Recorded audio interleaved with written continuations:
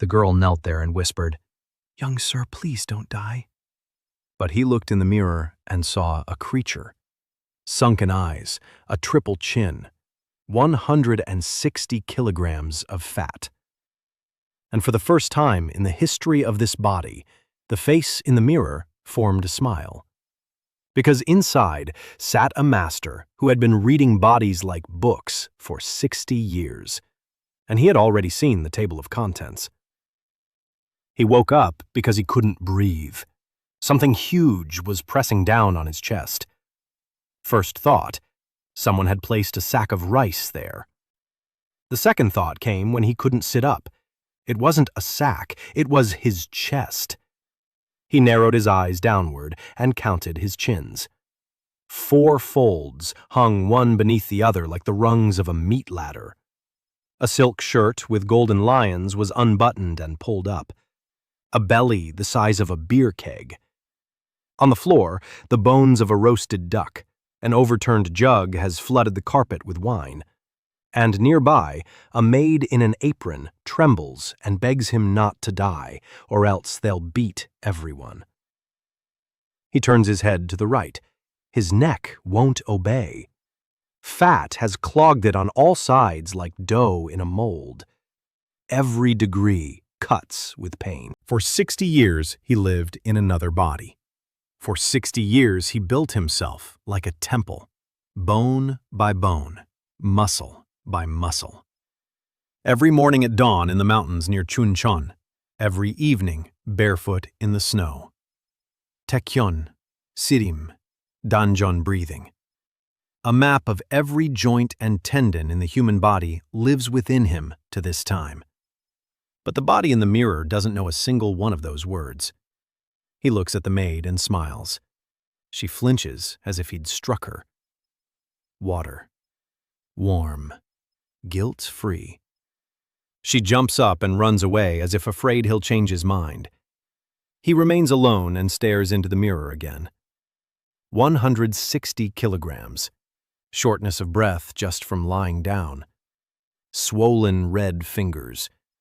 His toenails are hidden by his belly. His heart pounds erratically, like a harried horse. He's inherited a pigsty. He closes his eyes and takes the first conscious breath of this new life, through his nose. He counts to 4. His belly rises. His ribs spread apart. The air sinks to the very bottom of his lungs. He holds it for a count of 2. Exhales for 6. Again and again. On the 4th breath, his heart slows down. On the 10th, his fingers stop trembling. On the 20th, he feels this body in its entirety for the first time. And the master, who for 6 years has been reading bodies like books, already sees the table of contents. The liver is overloaded. The kidneys are working at a quarter of their strength. The knees are crushed by the weight. The lower back is twisted because the spine has carried a mountain for years. The blood vessels are clogged. The muscles have rotted beneath the fat. But the heart beats, the lungs breathe, and the brain is sharp and clear as mountain air at 5 in the morning. A pigsty can be cleaned out. It's even more interesting than building a temple from scratch. The maid returns with a jug. Her hands are trembling. He takes the water with both hands and takes a sip. Pure. No wine, no sugar. Just water. He almost cries. "What's your name?" Bertha, sir." "Bertha. Wake me up before dawn tomorrow. Bring only water and boiled rice. No oil, no sauce." She looks at him as if he were a stranger. This gentleman has never gotten up before noon, never eaten rice without meat, never called the servants by name. She nods and leaves. In the hallway, she leans against the wall. Her heart is pounding. For the first time in 10 years, the master has looked at her as a human being. He lies there all day, not because he wants to, because he can't get up. Every attempt to sit up leaves him breathless after 30 seconds. And so he works with the only tool he has: his breathing. Inhale for 4, hold for 2, exhale for 6, for hours. The maids peek in and exchange glances. The master lies with his eyes closed and breathes. He doesn't snore. He doesn't groan. He doesn't ask for wine. By evening, they bring dinner: roast pork in honey, berry pie, a jug of sweet wine, white bread in butter. And his old body reacts on its own. His mouth fills with saliva. His hands reach for the pie. 60 years of discipline strike those hands. He pulls them back to his stomach. He takes a breath. Take it away. Bring vegetables and a piece of fish. The maid freezes with the tray. Young Master Cale Ashford never refused a meal. It's impossible. It goes against everything she's known about him for 5 years. He chews a carrot 30 times. He cuts the fish into tiny pieces. His stomach rebels and demands fat and sugar. His fingers tremble with the urge to grab the bread. He doesn't reach for it. He finishes his water and lies down. Above him, the ceiling is painted with golden lions, the coat of arms of House Ashford.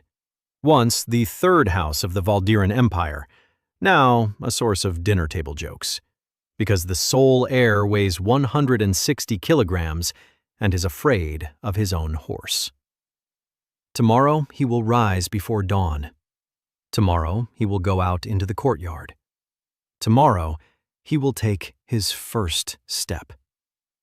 And who cares if the step is pitiful? Who cares if the grooms laugh? The master who built the temple once knows every stone by heart. And he falls asleep. For the first time in the history of this body, Cale Ashford falls asleep without wine. Bertha wakes him in the dark. Dawn is still far off. He sits up for 2 minutes, rolls onto his side, feet off the bed, hands braced. He stands. Shortness of breath hits him immediately.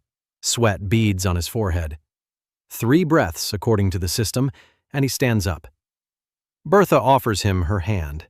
He doesn't take it, not out of pride, but because if he starts leaning on other people's hands, he'll never stand up on his own. The courtyard is empty. Only the stable hand Wren is sleeping on a bench. David steps onto the icy stone barefoot. His feet ache. Feet shoulder-width apart. His back is as straight as 160 kilograms will allow. The first Taekyon stance. He's known it for 50 years. This body hasn't known it for a single second. 14 seconds. His knees buckle, and he falls onto the stone with his tailbone.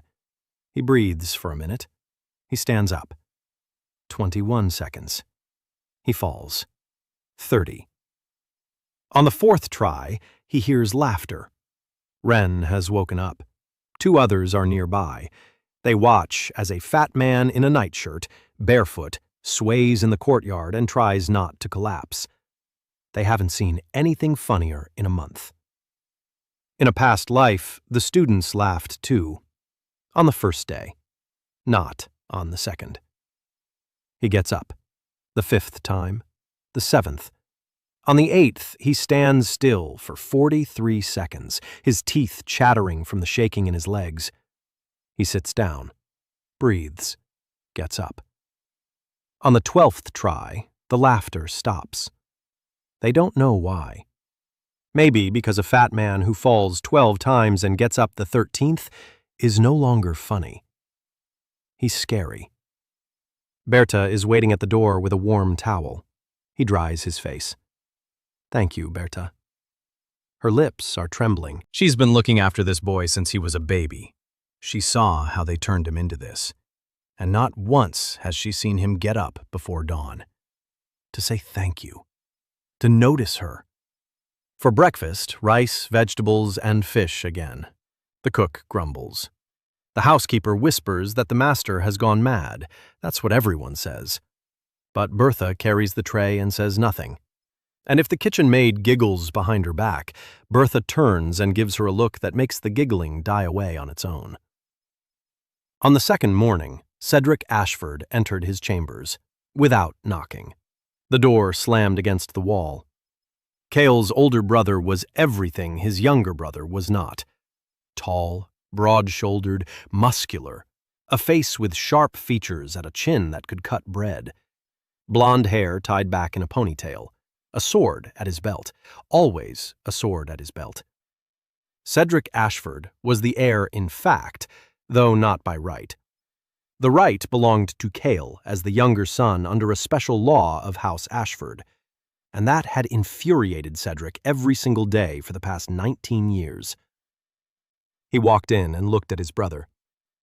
David was sitting on the edge of the bed tying his boots, or rather, trying to. His belly prevented him from bending low enough. Cedric took 3 steps forward and grabbed him by the collar of his shirt.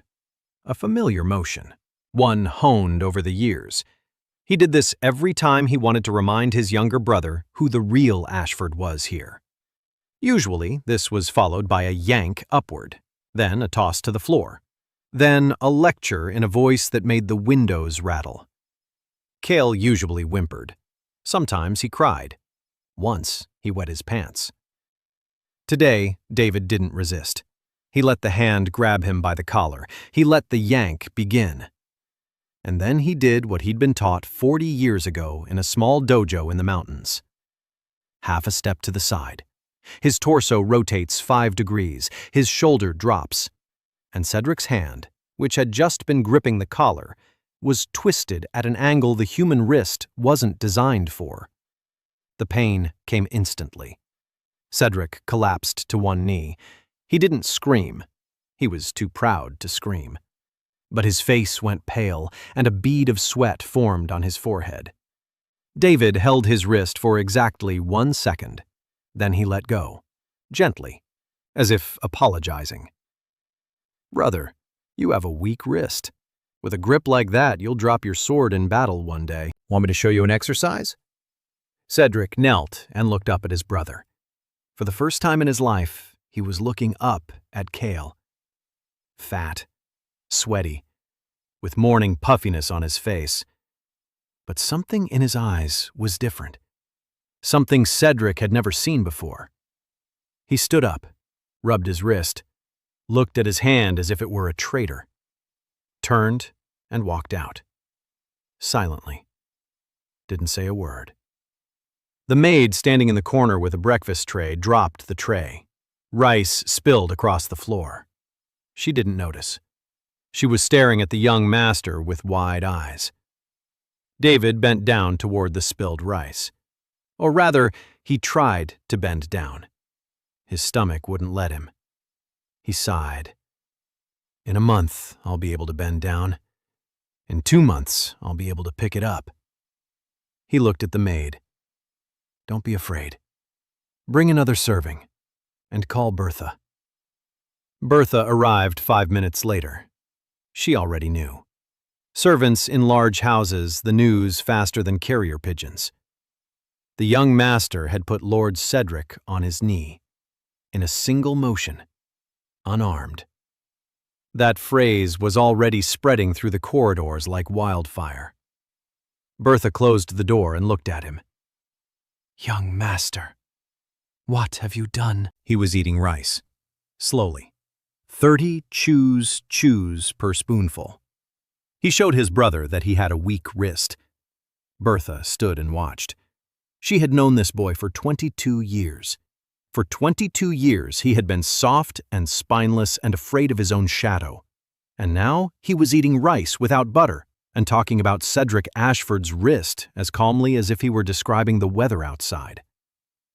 "Young sir, you need to be more careful. Lord Cedric won't forgive this." He nodded. "I know. But his wrist really is weak. If he doesn't strengthen it, he'll lose to anyone who knows where to strike." Bertha wanted to say something else, but stopped herself. She suddenly realized he wasn't bragging. He wasn't gloating. He was genuinely worried about Cedric's wrist. It was so baffling that she simply walked out and quietly closed the door. Day 3. Day 4. Day 5. Every morning before dawn, the courtyard, bare feet on the stone, the basic stance. By the 5th day, he could hold it for 1:20 seconds. Then he'd sit down and breathe. Then he'd stand up again. After the stance, he started walking, just walking, around the yard, in circles. First 3 circles, then 5, then 7. Each circle was about 200 steps. By the 3rd circle, he was out of breath. By the 5th, sweat was pouring into his eyes. By the 7th, his knees were burning. He walked. The stable hands weren't laughing anymore. The stable boy Finn started waking up earlier to watch.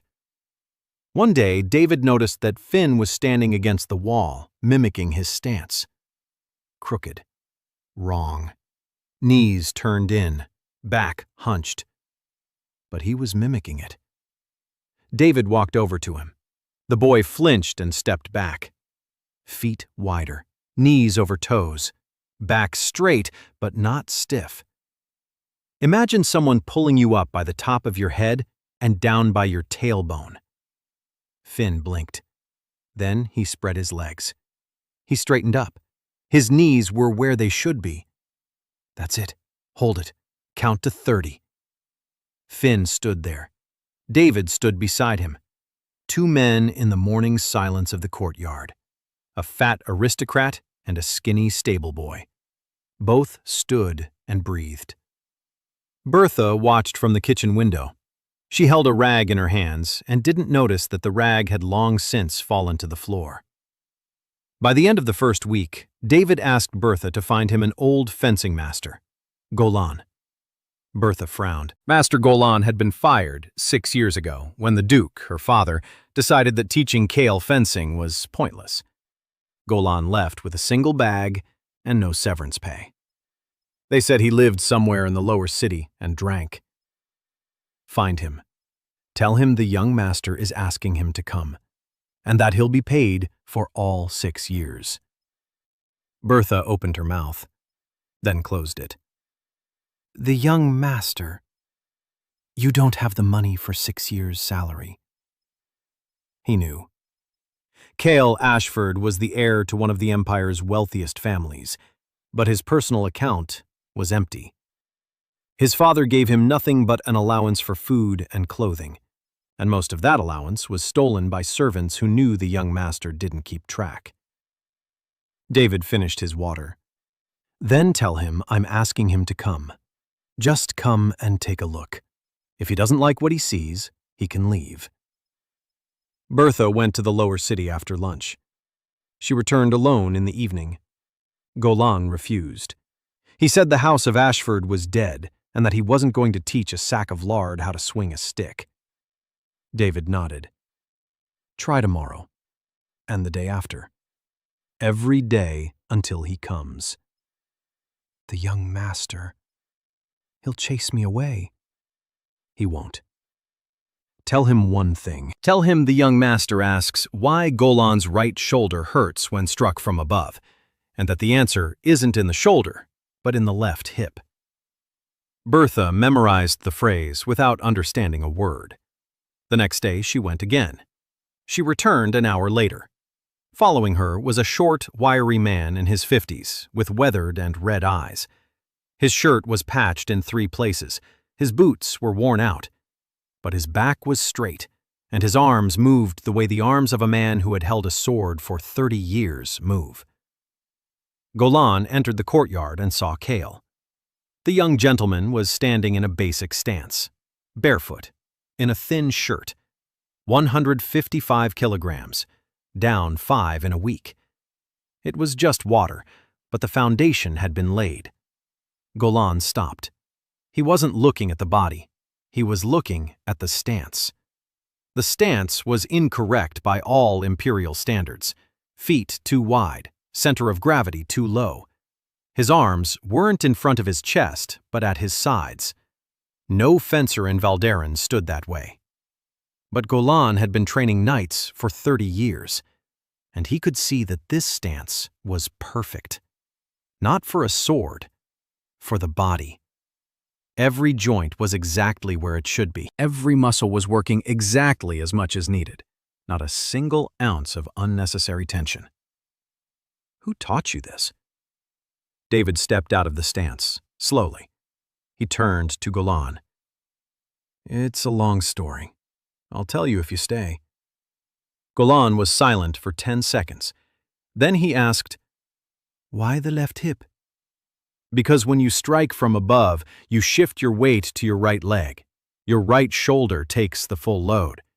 But if you shift your support to your left hip and start the strike from your foot through your torso, your right shoulder becomes a conduit rather than a driving force.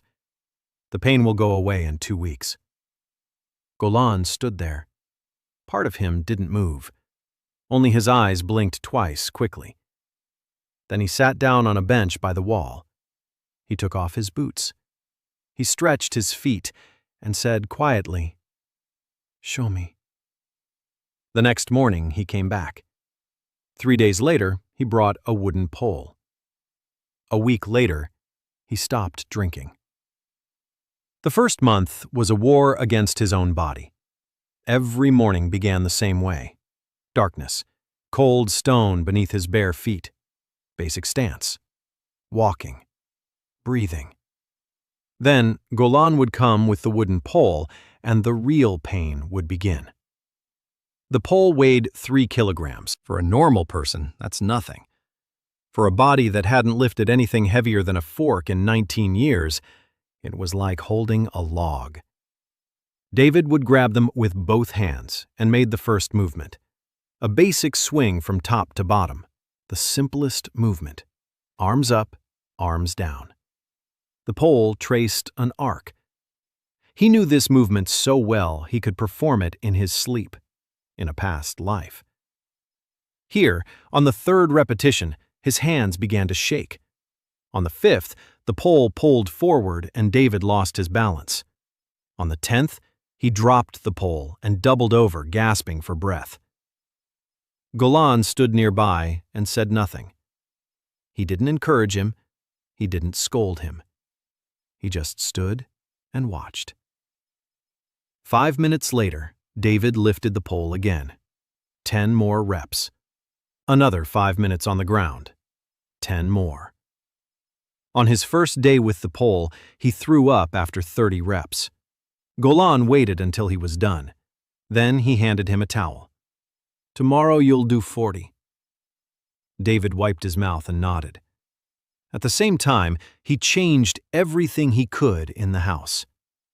First things first, food. The cook, Aldrich, was a fat 60-year-old man who had been cooking the same thing for 30 years. Roasted meat, pies, sweet sauces, wine with every meal. When David came into the kitchen and said that from now on he wanted boiled rice, stewed vegetables, and steamed fish, Aldrich looked at him as if the young master had asked him to cook a shoe. Steamed fish, he repeated. No sauce. No sauce. Aldrich opened his mouth, closed it, opened it again. Young master, fish without sauce is food for the sick and prisoners. David smiled. I am sick, and I need to get well. A week later, Aldrich discovered that boiled fish with herbs and a pinch of salt could be tasty. He didn't admit this to anyone, but the portions he brought David became slightly larger and slightly neater. 2 weeks later, he tried the rice with vegetables himself. He paused, chewed slowly, and remained silent for a long time, staring at the wall. Because for the first time in 20 years, he remembered how his father used to eat. A poor peasant who knew no sauces, just rice, just vegetables, just the taste of food. 8 kilograms lost in the first month. First, the water went away. 3 kilograms of swelling in the first 10 days. His face became slightly less puffy. The fingers on his hands were slightly less red. Then the fat started to go away. Slowly. 0.5 kilogram a week. David took his time. He knew that rapid weight loss is murder on the heart, which is already working at its limit. The body needs to adjust. The ligaments need to strengthen. The joints need to remember what it means to move. Rushing here means a torn meniscus or a heart attack. So he took it slow, like a teacher who knows a student needs a year, not a day.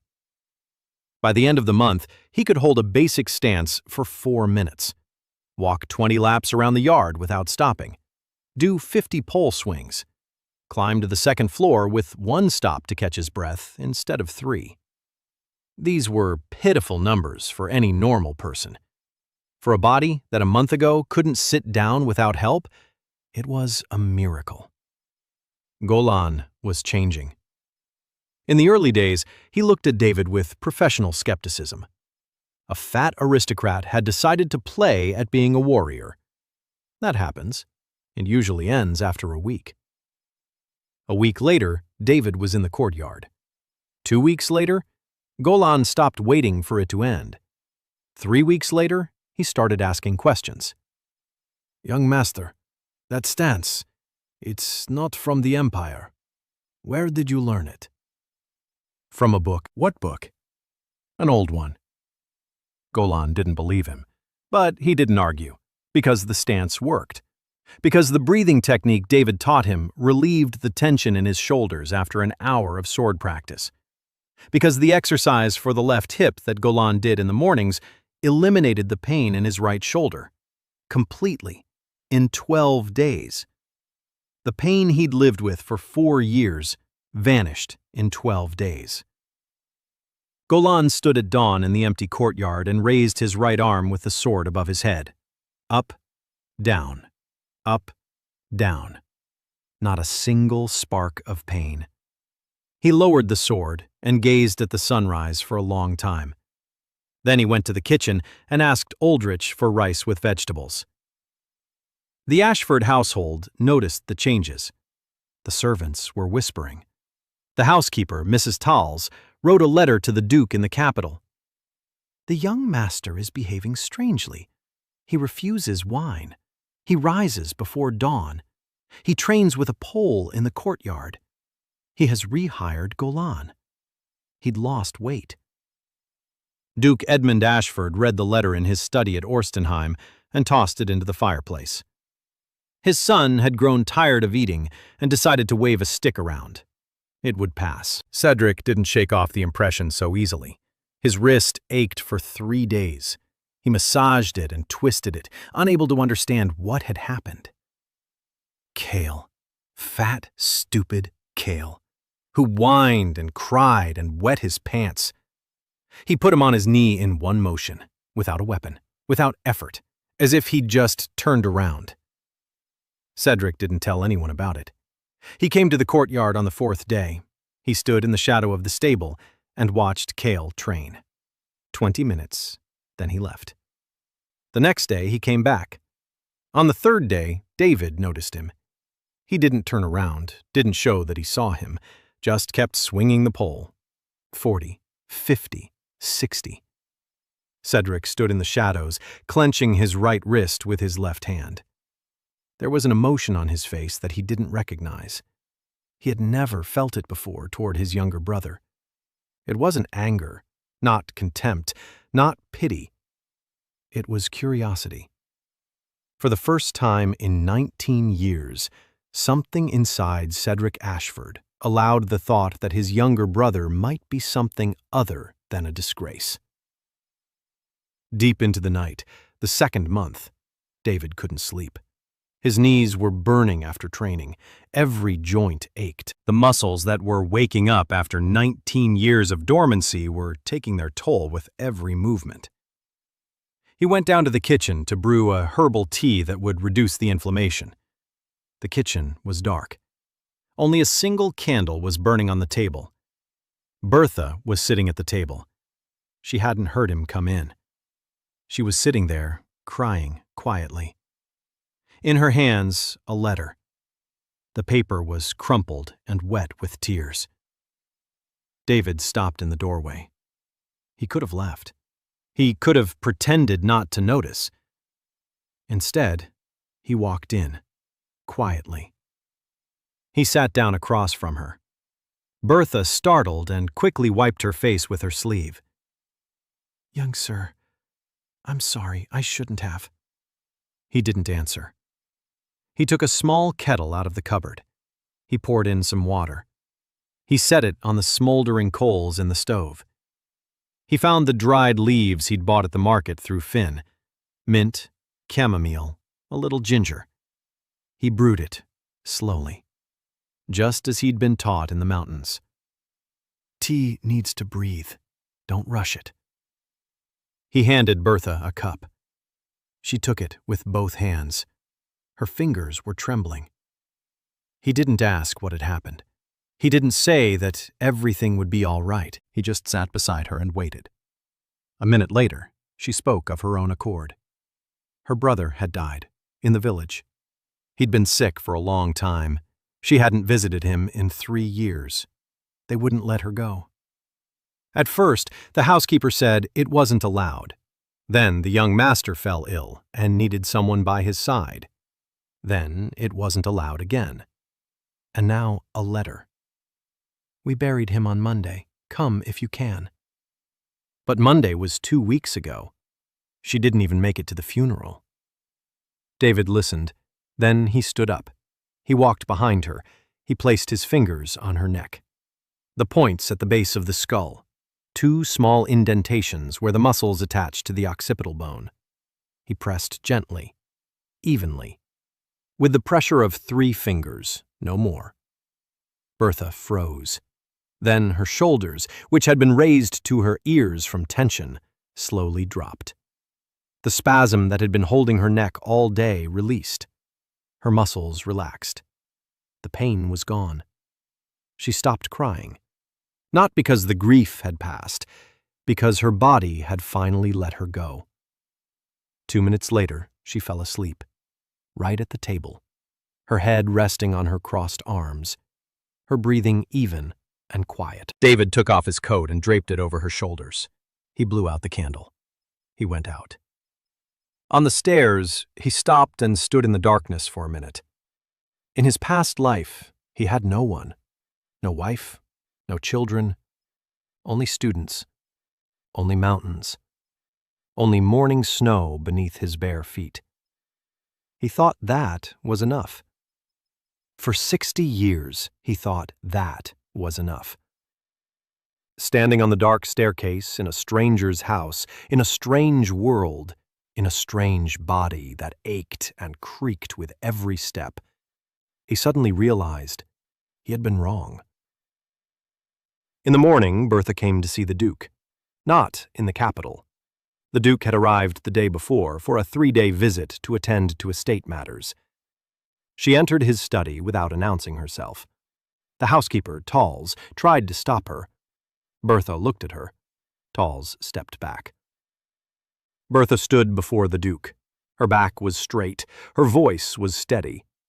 She said that if anyone in this house ever spoke ill of young Master Cale again, she would leave, and she would take everyone who respected her with her. The Duke looked up from his papers. He wasn't used to such a tone from the servants. He wanted to say something sharp, but Bertha had already left. In the kitchen behind her, 7 servants nodded silently. The 8th was the cook, Aldrich. He stood at the stove cooking rice. The first month of training. 8 kilograms lost. Golan began to take David's methods seriously after a hip exercise cured his chronic shoulder pain. The nighttime scene in the kitchen with Bertha. Bertha had lost her brother, and David had helped her ease her pain.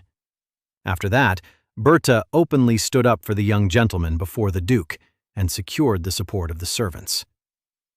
The 3rd month began with David no longer recognizing himself in the mirror. Not because he had become handsome. He was far from handsome. But the face in the mirror was no longer the face of a creature. There were now 2 chins instead of 4. His eyes opened. Beneath swollen eyelids were dark, attentive pupils that looked straight ahead and never looked away. 135 kilograms, down 25 from the start. His waist had shrunk by 2 sizes. Arms that a month ago couldn't hold a bar for more than a minute now did 100 swings without a break. His legs held a basic stance for 10 minutes. His knees stopped creaking. His lower back straightened. His breathing became steady and deep. His resting heart rate dropped from 92 to 70. His blood vessels began to clear. The swelling went away. His fingers became flexible. For the first time in his life, he was able to tie his shoes without gasping for air. Golan now came every day. He no longer drank. He shaved. He bought a new shirt. During training, he stood next to David, and they worked with the pole together. David taught him to breathe from his abdomen. Golan taught David how to move with a weapon. It was an exchange, an unusual one. A fencing instructor who had worked with a sword for 30 years suddenly discovered that he had been using half his body incorrectly. That the strike begins not in the shoulder, but in the foot. That the power flows through the hip, through the torso, through the arm, and the sword is only the last centimeter of that chain. That breathing determines speed more than muscles. He rebuilt his technique in 3 weeks, at 50 years old, after 30 years of habit. Because when a master explains things correctly, the body understands faster than the mind. David began to notice oddities. The wine in the Ashford's cellar had a strange sediment, cloudy, yellowish. He noticed it when he went down to the cellar for vinegar for a compress on his knees. The bottles stood in rows, red from the southern provinces, white from the northern ones, sweet dessert wine from the capital. At the bottom of every bottle, the same sediment. He picked up a bottle and sniffed it. The smell was ordinary. Grapes, oak. But what else? Something sweet and heavy. In his past life, he hadn't been a chemist, but he had worked with the body for 40 years and knew the smell of substances the body shouldn't receive.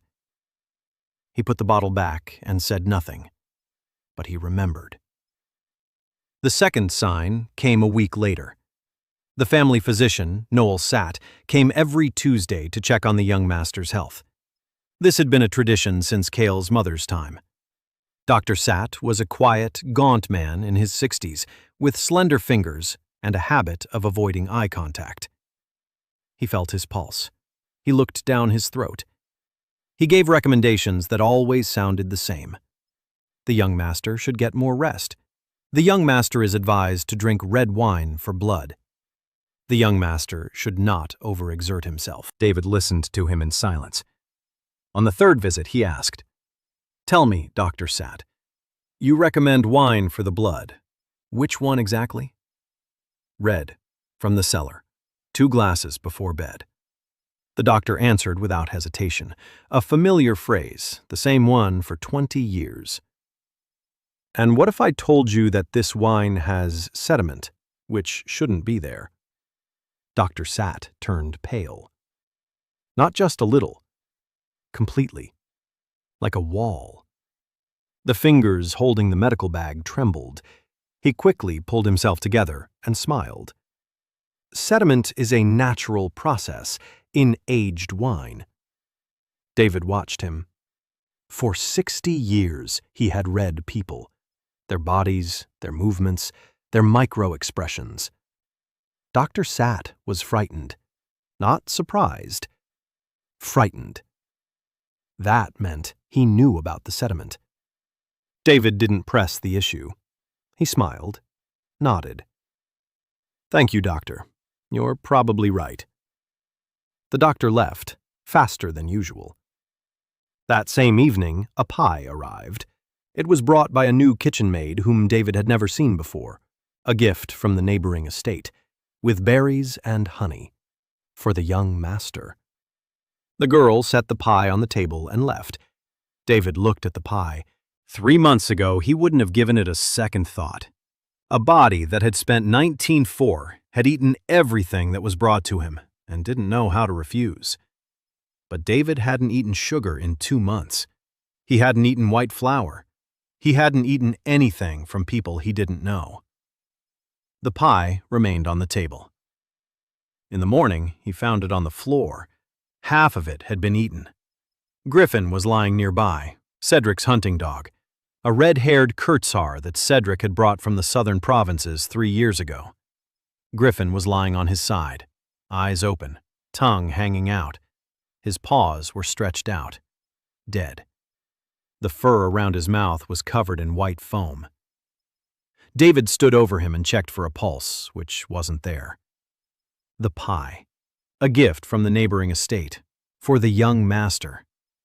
He called for Bertha. Bertha saw the dog and pressed her hand to her mouth. Then she saw the pie. Then she looked at David. Her eyes widened. "Don't eat anything that doesn't come from our kitchen. Nothing. Ever." "I know, Bertha." He asked her to put the pie away and not tell anyone. But Bertha was wrong about one thing.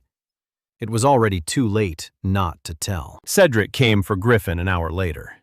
He found the dog in the pantry where Bertha had carried the body. He stood over it for a long time. Then he turned to David, who was standing in the doorway. "What happened?" "The pie. It was brought yesterday, for me. I didn't eat it. Griffin ate it." Cedric looked at the dead dog, then at his brother, then back at the dog.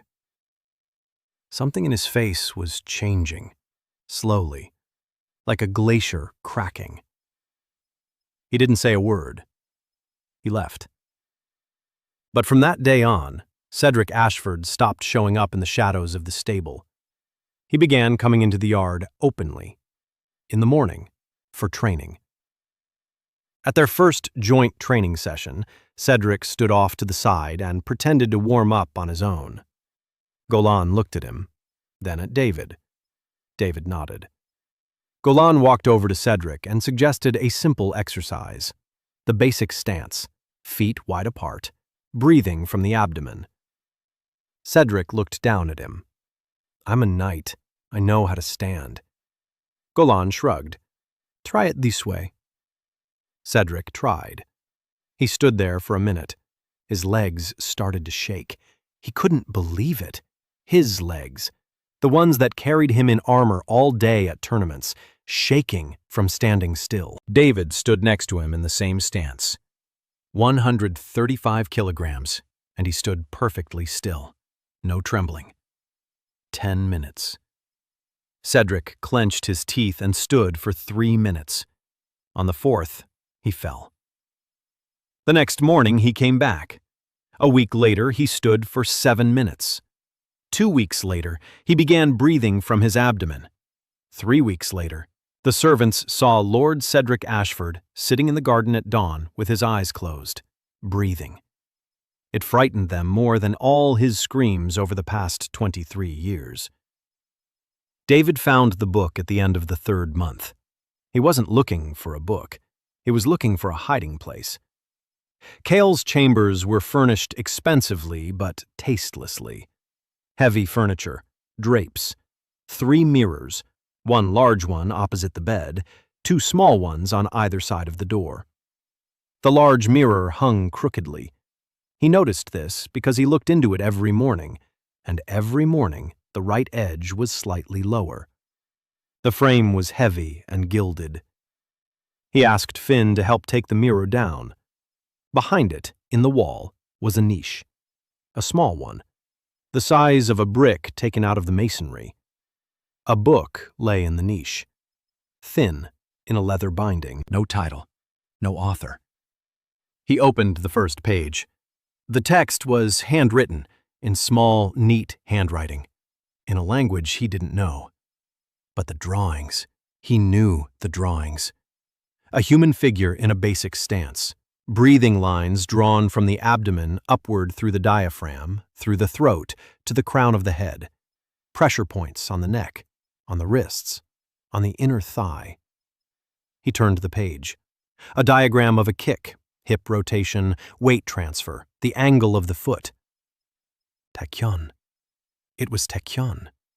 Or something so similar that the difference lay in the details, not the essence. He sat down on the floor.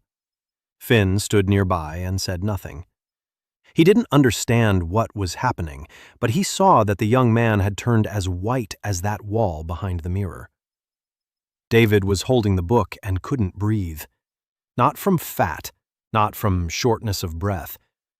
From the fact that in this world where no one knew the word dungeon, someone had drawn a breathing chart that he himself had taught for 30 years. Someone knew. Someone had been here before him. He turned the last page. On the back was a single word, written in a different hand, larger, more hurried, as if the writer was in a rush. Cale. That name.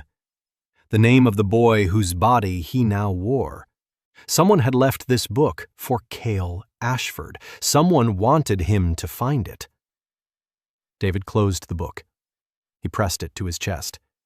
And in this body, which was still heavy and clumsy and foreign, he felt for the first time that he was not a chance visitor, that he had been called. The book kept him awake.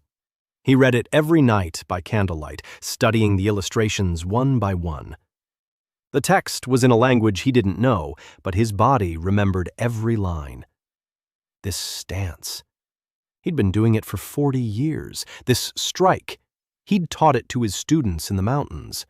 This pressure point on the neck. He had pressed it 1,000 times. Everything matched. Not roughly. Exactly. As if the author of the book had studied under the same master. Or under his master's master. The same line. The same school.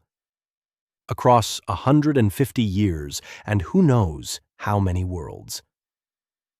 He asked Bertha, who had lived in these chambers before Cale. Bertha answered without hesitation. No one. These had always been the young master's chambers, from birth. But before the young master, his mother had lived here, Lady Lyanna. She moved into these rooms after the wedding and lived here until Cale was born. Then she moved to the East Wing. Lady Lyanna, Cale's mother. David knew almost nothing about her. She died when Cale was 9, according to the official story, from a fever. According to rumors, from the shame of how her son had turned out. But Cale was 9 when she died. He wasn't fat yet. He wasn't a disgrace yet. So the rumors were lies. Tell me about her. Bertha sat down on a stool by the door. She folded her hands in her lap. Her face became soft and sad at the same time. Lady Lyanna was unusual. That was the first thing Bertha said. Unusual. She wasn't from an imperial family. The Duke had brought her from somewhere in the east, from across the border. They said she was from the steppe Connaughts, but she didn't look like a steppe woman. She had dark, straight hair and dark eyes, and she didn't move the way women of the Empire move. She moved quietly, like a cat. Bertha remembered how Lyanna walked through the house, without a sound, without unnecessary movements, every step precise, as if she were measuring the distance to every wall. She spoke little, ate little, never drank wine. Every morning she would go out into the garden before dawn and do something strange. She stood. She just stood, with her eyes closed, for a long time. Then she made slow movements with her hands. The servants thought she was praying, but she wasn't praying. She had never once been to the Church of the Light-Bearer. David listened, and every word fell into place like a stone in a wall. She stood until dawn. Slow movements. She didn't drink wine. She moved quietly. This isn't prayer. It's the morning form, basic practice. Lady Lyanna Ashford knew Eastern martial arts. The book was hers. She had hidden it behind the mirror in the room that was supposed to become her son's room. She wanted him to find it, for him to learn, for him to become what she hadn't had time to make him. David clutched the book in his hands. His heart was pounding, not from exertion, from realization. The boy had been broken. He had been turned into a laughingstock, but his mother had left him a key. She had hidden it behind the mirror because she knew. She knew that someone would look for it, someone would find it, someone would open it. The next blow came from a direction he hadn't expected. A dinner party at Baron Cressmore's, a minor vassal of the Ashfords who hosted dinners for the local nobility once a season. David was brought along as usual, as a laughingstock of a groom. The Ashfords had been parading him at such events since he was 16. The logic was simple: to show the imperial families that the heir to the House of Ashford existed and that he was looking for a bride. In practice, every such dinner turned into a circus. Fat Ka in a doublet that was bursting at the seams, out of breath from walking to the table, sweating over his soup. The ladies giggled into their fans. The young lords exchanged glances. Kale Ashford, a joke that never gets old. But today, the joke looked different. 130 kilograms instead of 160. The doublet hung loosely. His face was a face, not a pillow. He walked from the carriage to the doors without stopping once. And when he entered the hall, the conversations didn't die down from laughter. They died down from surprise. David paid no attention. He surveyed the hall. 20 tables, 100 guests. Silver, a typical provincial dinner for middle-ranking nobles. He was seated at the far end of the main table, between the colonel's widow and an empty chair. The chair next to him was empty because no lady wanted to sit next to Kale Ashford. 10 minutes later, the chair was taken. A girl, 19 years old, slender, pale. Her dress was gray and simple compared to the other ladies in the room. Her dark hair was pulled back into a bun. Her posture was perfect. Her back was straight. Her chin was lifted. Everything about her spoke of good breeding. Everything except her eyes. Her eyes were empty, like windows in a house from which the furniture had been removed. She sat next to him and didn't look his way. A bowl of soup was placed in front of her. She didn't touch it. Meat was brought. She cut off a tiny piece. She put it in her mouth. She chewed for a long time.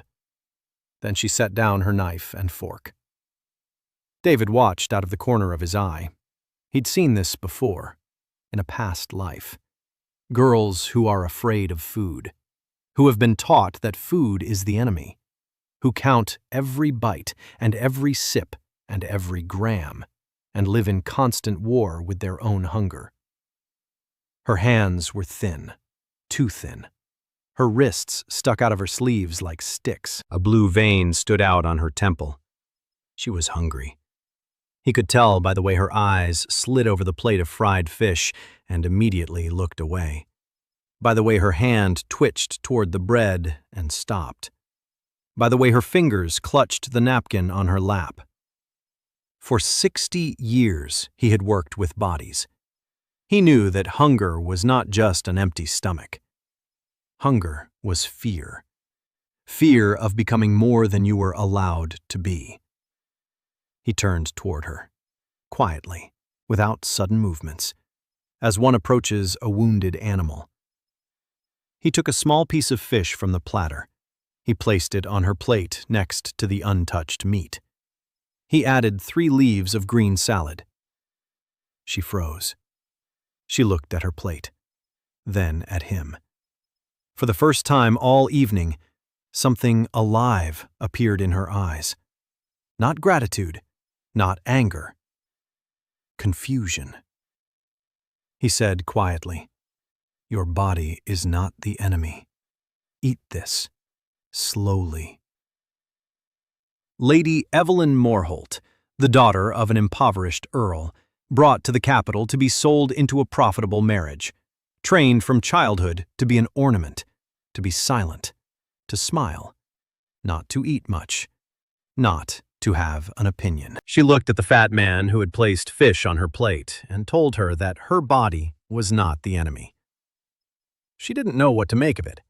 She was prepared for contempt, for mockery, for indifference, but not for this. She began to cry. Quietly. Silently. Tears simply streamed down her cheeks and dripped onto her gray dress. She didn't even raise a hand to wipe them away. David didn't comfort her, didn't touch her. He didn't say everything would be okay. He took his plate, served himself a portion of rice and vegetables, and began to eat, slowly, calmly, next to her, showing that eating isn't a battle, that you can just eat. A minute later, she took a piece of fish, put it in her mouth, chewed, swallowed. Another piece. Another. Her tears had dried. She was eating. For the first time in a long time, she was just eating. Not counting, not afraid, not hating herself for every bite. After dinner, she approached him in the hallway. Her eyes were still red. Her voice was quiet. She asked how he knew her name. He didn't know. He had asked the colonel's widow while Evelyn was eating. She asked how he knew she was afraid to eat. He replied that he could see bodies. It was his only talent. She was silent. Then she asked if she could come to him, to learn not to be afraid. He nodded. The Ashford house, any day. Ask Bertha. News was waiting for him at home. Finn met him at the gate, his face as white as milk. "Young master, Lord Cedric is fighting with someone in the backyard." David walked briskly to the backyard, faster than a month ago. His body responded better with each passing week. Cedric stood in the backyard with his sword drawn. Two men stood before him, in dark clothing, no coats of arms, no faces, hoods pulled low over their eyes. One had a short sword, the other a knife. Cedric was keeping them at a distance, but David could see that he was breathing heavily. His left side. His shirt was wet. Blood. They'd already gotten to him. The two turned toward David. They sized him up. Fat, unarmed, not dangerous. They turned back to Cedric. That was a mistake. David approached the one closest to him from behind. 3 steps, quiet ones, just as Lady Lyanna had taught in her book, just as he himself had practiced for 40 years. Step with the heel, roll onto the ball of the foot, without a sound. He placed his hand on the mercenary's shoulder. His thumb found the spot between the neck and the trapezius. A nerve bundle. He pressed, not hard, just enough. The mercenary froze. The sword fell from his hand. His legs buckled. He sank to the ground as softly as a sack of flour. The second one turned around. A knife flashed. David wasn't fast. His body wouldn't let him be, but he didn't need to be fast. He knew where the knife would go. Forward and from below, into the stomach. The simplest strike. He turned his torso 10 degrees. The knife missed. The mercenary's arm stretched out. His wrist opened up. David grabbed it and did the same thing he'd done to Cedric a month ago, only harder. The wrist cracked. The mercenary screamed and fell. Silence. Cedric stood with his sword, looking at his brother. Blood dripped from his side onto the stones. 2 mercenaries lay on the ground, one unconscious, the other with a shattered wrist. And the burly Cale Ashford stood over them, not even out of breath. No, out of breath, breathing heavily, sweating, but standing. Cedric opened his mouth to say something. David beat him to it. "Let me see your side." Cedric obeyed, silently, like a child. He let his younger brother lift his shirt and examine the wound. The cut was long, but shallow. His ribs were intact. It needed to be cleaned and bandaged. David tore a strip from his shirt and bandaged the wound. His fingers moved with confidence, precisely, like the fingers of a man who had done this 1,000 times. Cedric was silent. He looked at his brother's hands, at the thick fingers that moved like tools. "Cale, who are you?" Your brother. No. Who are you really? David tightened the bandage. He looked Cedric in the eyes. I am the one who will not let this house die. That is enough. Cedric was silent for 10 seconds. Then he nodded. That's enough. David found out from Bertha that Cale's mother, Liana, was an unusual woman from the East who practiced morning exercises and didn't drink wine. The book behind the mirror belonged to her and had been left for Cale.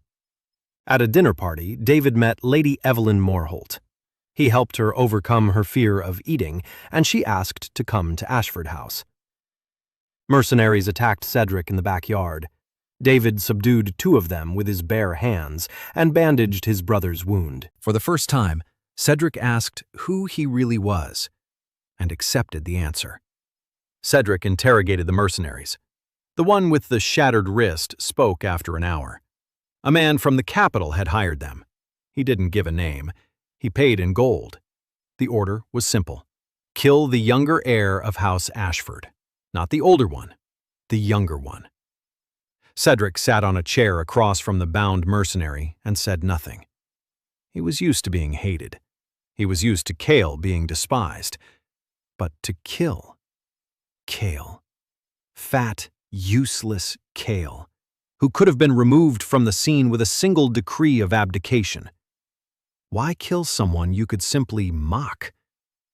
Unless that someone had ceased to be a laughingstock. Cedric looked at David, who was standing by the wall, listening. 30 kilograms lost in 3.5 months. 130 kilograms. A face with features. Eyes with expression. Hands that an hour ago had taken down 2 unarmed mercenaries. Yes, Cale had ceased to be a laughingstock, and someone had noticed it before Dom Ashford himself. David nodded to Cedric. Let them go. Cedric raised an eyebrow. They came to kill you. They're mercenaries. They do what they're paid to do. I don't get mad at a hammer for hitting a nail. I need the one holding the hammer. Cedric let the mercenaries go. David bandaged the one with the shattered wrist before leaving. The mercenary looked up at him with eyes that were a mixture of pain and confusion. An aristocrat who breaks your arm and then heals it. He'd never seen anything like that in his life. The 4th month. His body had crossed an invisible boundary. David felt it every morning when he got out of bed. Getting up used to be a process, a twist, lowering his legs, pushing with his hands, a jerk. Now he simply stood up, like a normal person. His legs held him. His back didn't snap. His knees didn't creak. Basic stance for 20 minutes, walking 50 laps around the courtyard, 600 swings. After the pole, Golan had him practice with a wooden sword. Not for combat, for coordination. The hand must know where the weapon ends. The body must feel the weight of the blade as an extension of the fingers. David didn't like swords. In his past life, he'd worked with a pole and his bare hands. But this world spoke the language of steel. So he would have to learn this language. At least the basic vocabulary. Golan taught him patiently. 5 basic strikes. 3 basic blocks. Stance, step, turn. David took each movement and reworked it through biomechanics. The strike starts from the foot. The block is taken with the torso, not the hand. The turn comes from the hip. Golan watched, and after a week, he stopped correcting him. He began to take notes. Every evening after training, he would sit in his room above the stable and write. Diagonal strike. Weight from the left foot through the right hip. Torso rotation by 30 degrees. The arm is a guide, not a driver. The result? A shot 1/3 stronger with half the effort.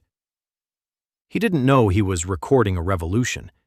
He thought he was simply noting down interesting observations.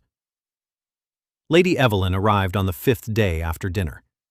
Bertha brought her in through the back door so the servants wouldn't see. She was wearing a simple gray dress, no jewelry. Her hair was down.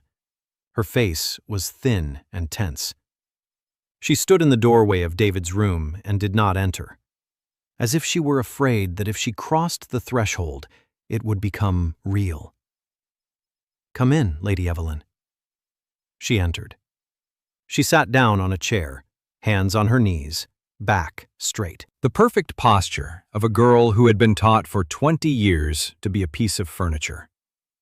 David sat down across from her. Between them stood a table with 2 cups of tea and a bowl of rice and vegetables. She looked at the bowl. Her eyes twitched. He saw how her body reacted. Her shoulders rose, her fingers clenched. Her breathing became shallow. Fear. A physical fear of food. Let's not start with food. Let's start with breathing. She looked up at him. There was surprise in her eyes. She had expected him to say, "Eat." Everyone always said, "Eat." Her mother, her father, the doctors. "Eat. You're too thin. Eat."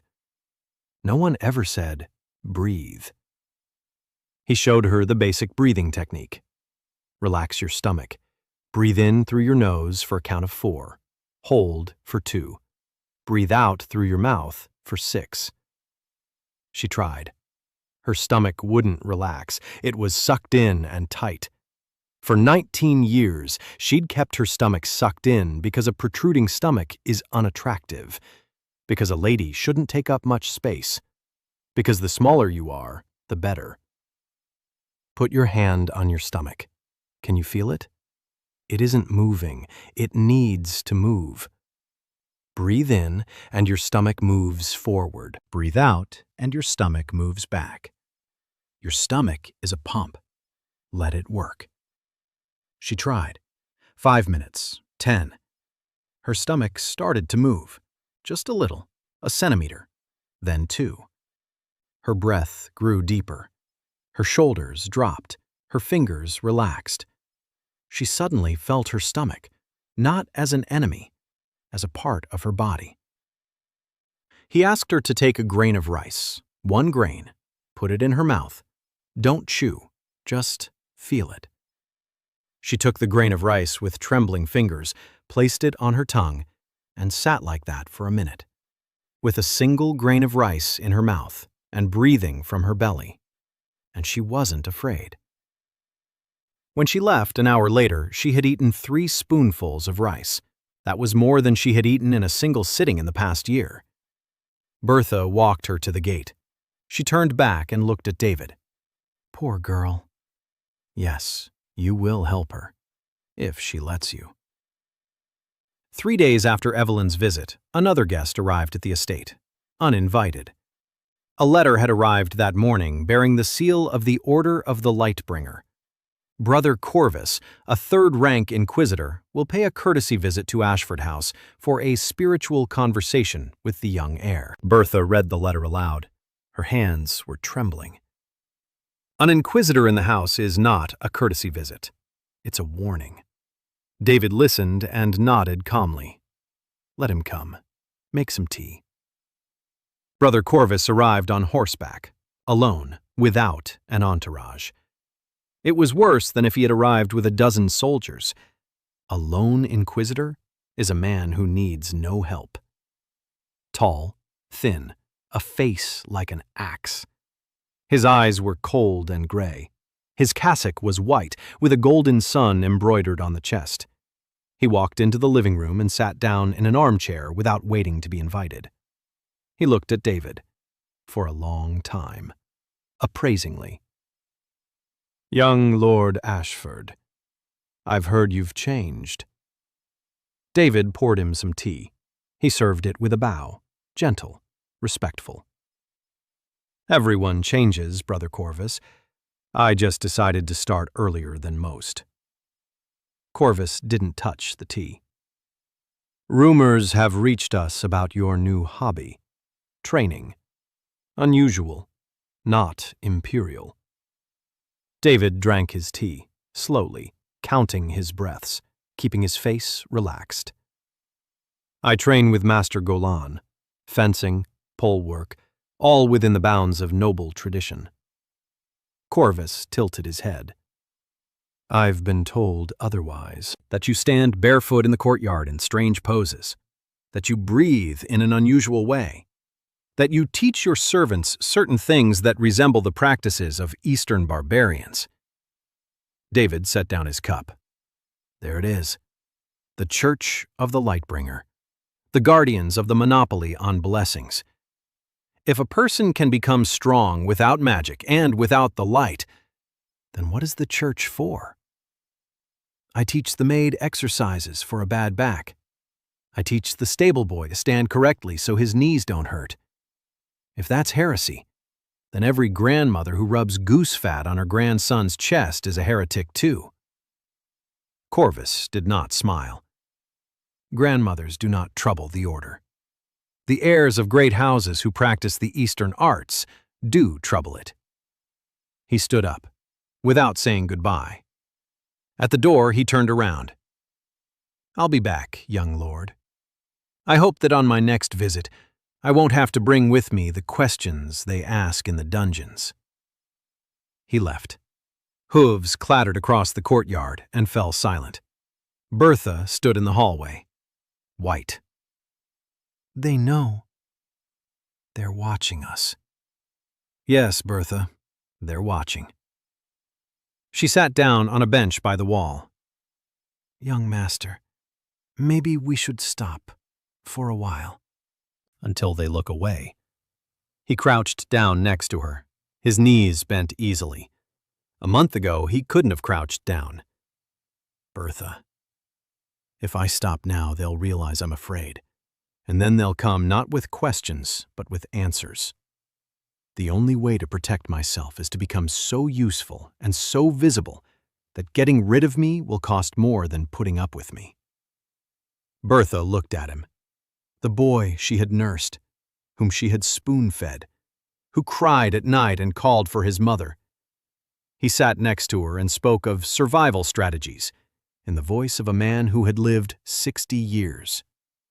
She didn't understand it, but she believed him. Because his hands had healed her back. Because his tea had helped her sleep the night her brother died. Because he was the only person in this house who looked at her and saw. "All right," she nodded. "I believe you.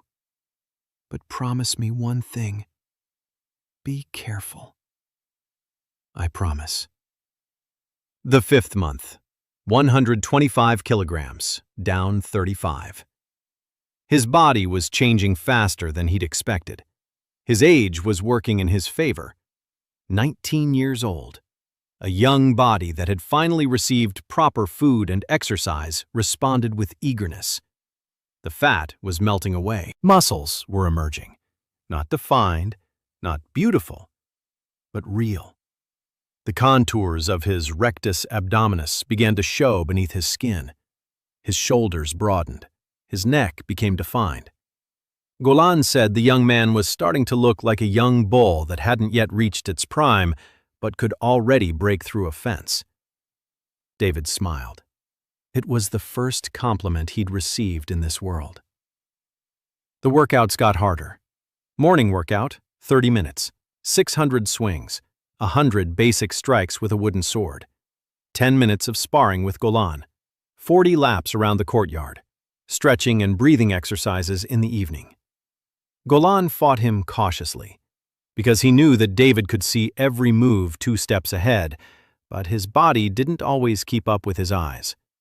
The brain says, "Dodge to the left." The body starts moving half a second later.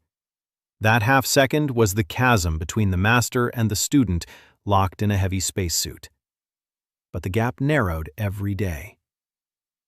Evelyn came twice a week, secretly, through the back door. Berta met her and saw her out. After a month of lessons, Evelyn was eating 3 times a day, small portions, rice, fish, vegetables, without fear, without tears. She began to gain weight, half a kilogram a week. Her cheeks turned pink. Her arms stopped being sticks.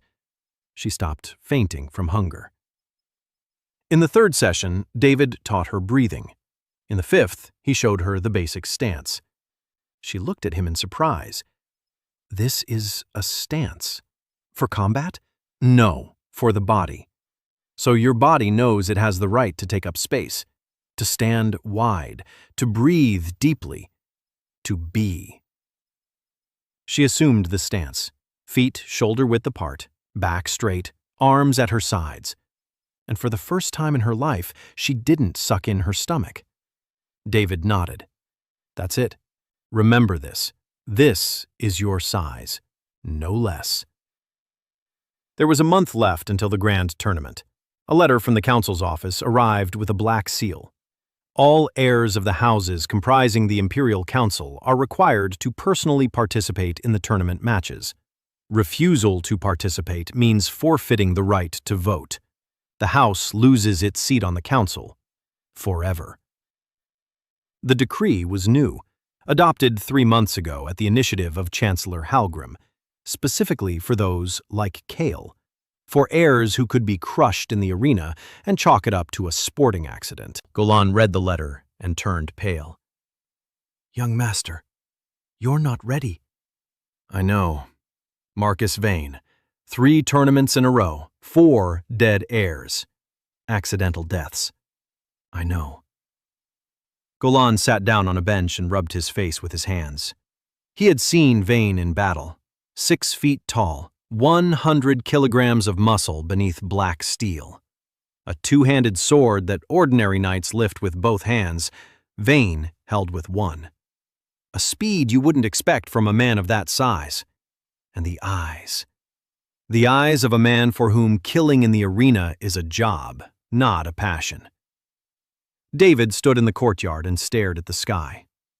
A month, 30 days, 125 kilograms, a body that 6 months ago couldn't get out of bed. Against the Empire's champion in plate armor with a 2-handed sword. He smiled. In his past life, his teacher had said one thing. If your opponent is stronger than you in every way, look for the one place where he is weak. There is always such a place. Because strength is not a wall. Strength is a bridge. And every bridge has a support. Remove the support, and the bridge will collapse. Golan, tell me everything you know about Marcus Wayne. How he stands, how he moves, how he breathes. Golan talked for 2 hours. Wayne was a southpaw who fought with his right hand, a rarity. That meant his right side was trained, but his left was his natural side. He always started with an overhand right, a classic Imperial technique. He pressed with mass and speed. If the opponent retreated, Wayne finished him off with a left side strike. If the opponent blocked, Wayne would clinch and use his shoulder like a battering ram. No one lasted more than 3 exchanges. David listened and mapped it out. A southpaw with his right hand. That means his right shoulder is overloaded. That means his right hip compensates. That means his left leg is his support. A strike from the top right. The left side opens up. For half a second. That's enough. Clinch. Shoulder. Mass. If you get inside his radius, a 2-handed sword is useless. David closed his eyes and visualized the fight. Not swinging swords, not a heroic duel.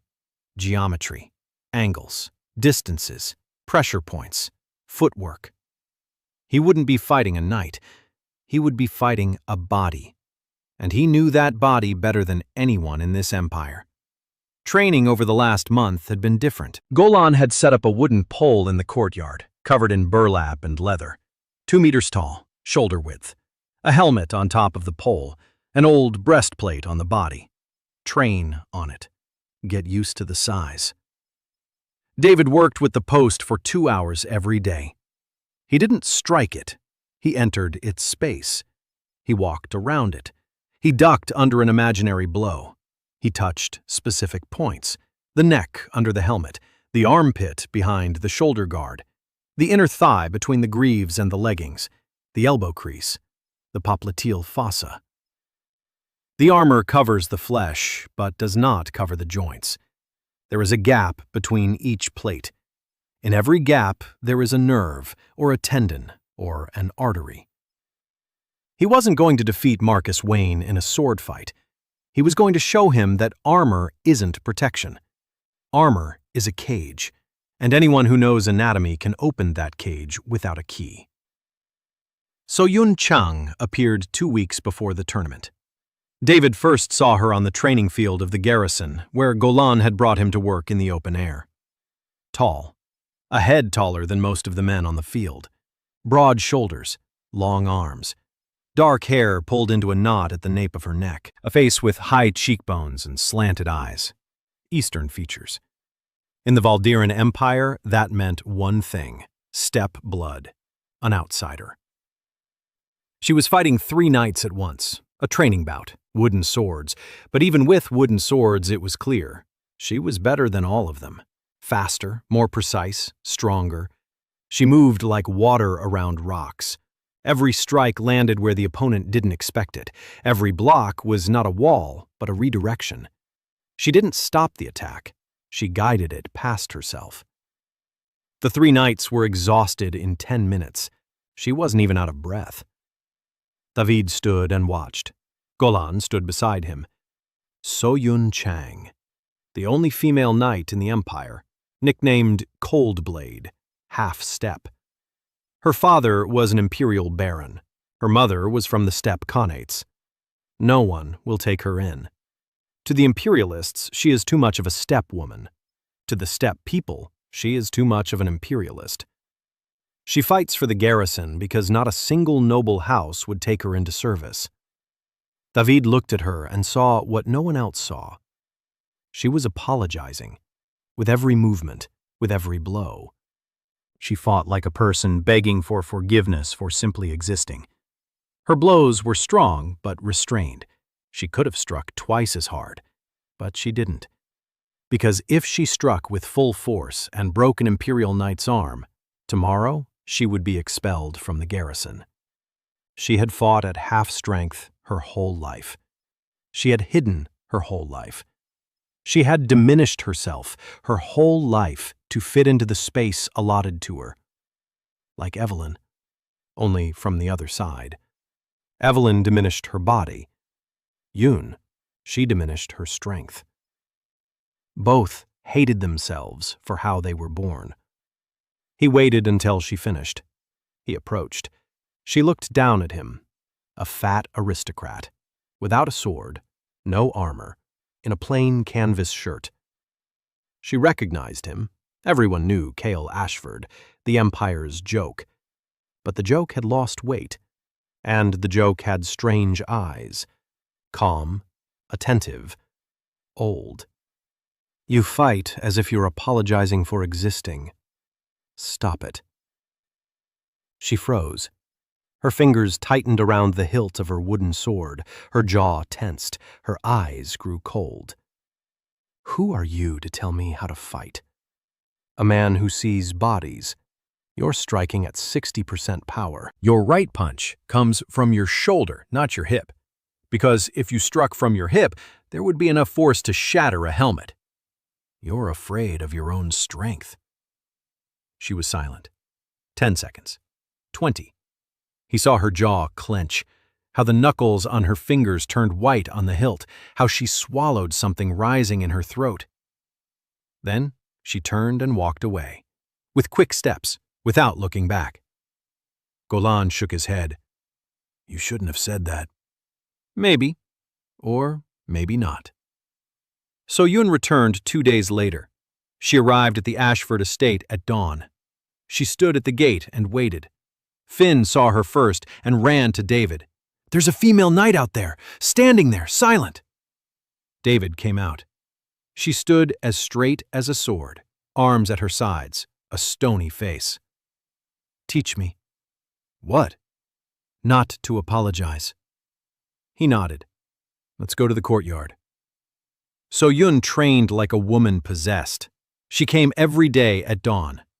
David taught her the basic stance all over again. He stripped away everything imperial, everything that had been forced upon her over the years. Wide stance, low center of gravity, breathing from the abdomen. She resisted for the first 3 days. She was a knight. She had been trained to fight for 10 years. And now a fat aristocrat who couldn't even hold a sword with both hands was telling her she was standing wrong. On the 4th day, he asked her to strike the pole with full force. She looked at him, then at the pole. Full force, not 60%, not 80%, full force. She stood in front of the pole. She raised the wooden sword and struck. The pole split in two. The top half, with the helmet and breastplate, flew 3 meters away. The training sword broke in her hands. She stood and looked at the debris. Her hands were shaking. Not from the effort, from something else. David stood beside her. "This is your true strength. Stop hiding it." She turned to him. Her eyes were wet. "If I strike like that, they'll kick me out of the garrison." "You don't need a garrison. You need a home that sees you for who you are." She was silent. Then she asked quietly, "What home?" "This one." Alongside the training, David was preparing another front. He needed a healer. Not Dr. Sat, who came every Tuesday with a pale face and recommendations to drink wine. A real healer. Someone who understands the body. He sent Bertha to the Healers Guild with a request. He needed a poison specialist. Bertha returned with a name. Miriam Holtz, 26 years old, the only woman in the guild, not a mage. She treats with herbs, diet, and massage. They call her when magic doesn't work. Then they don't pay. David sent her an invitation. She came the next day. Plump, blonde hair pulled back in a bun, a round face with sharp, intelligent eyes. Her hands were small, but strong. She walked into the living room, and the first thing she looked at wasn't David, but the table. On the table stood a bottle of wine from the Ashford cellar. He asked her to examine the sediment. She opened the bottle, sniffed it, poured some into her palm. She rubbed it. She sniffed again. Then she took a small glass vial of clear liquid out of her bag. She dropped 3 drops into the wine. The wine changed color. It turned greenish. Miriam set the bottle on the table. She looked up. Valerian root. In small doses, it causes lethargy and increases appetite. In moderate doses, it suppresses the will and clouds the mind. In large doses, it kills. If you drink 2 glasses every day for several years— She fell silent and looked at David. A person becomes obedient and spineless, gains weight because their appetite is uncontrollable, loses the ability to concentrate, loses their memory, becomes. She paused. David finished for her. Becomes what the former Cale Ashford used to be. She nodded slowly. Someone has been poisoning you for years, methodically, with precise dosing. It's not poison in the usual sense. It's a program to destroy a person without a trace. David sat motionless. He knew. He'd suspected it since the 3rd month, but hearing confirmation from a professional was another matter. The old Cale wasn't a lazy glutton. He was made that way, over the years. 2 glasses of wine every evening, on the recommendation of the family doctor. Sat. Dr. Sat knows. She nodded. If he recommended wine, then he was either an accomplice or an idiot. And idiots don't work as family doctors in great houses for 20 years. David stood up. He walked over to the window. In the courtyard, So Yun was working with a new pole. Next to her, Finn held her. Golan stood to the side and took notes. Someone was killing a child. Slowly, glass by glass, year by year. A boy who could have become a warrior. Who could have read his mother's book. Who could have continued what Liana had begun.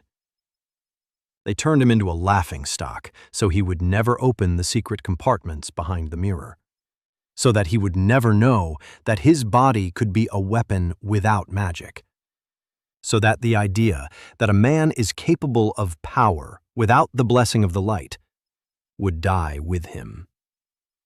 "Miriam, I want to offer you a job." She raised an eyebrow. "What kind?" "To become the physician of House Ashford, in place of Sot." She smiled. "Lord Ashford, I'm not a mage. I heal with herbs and common sense. Your father and the council and the church will say that a female herbalist serving as the household physician of a great house is an insult." He turned to her. "My father says I'm mad. The council thinks I'm a clown.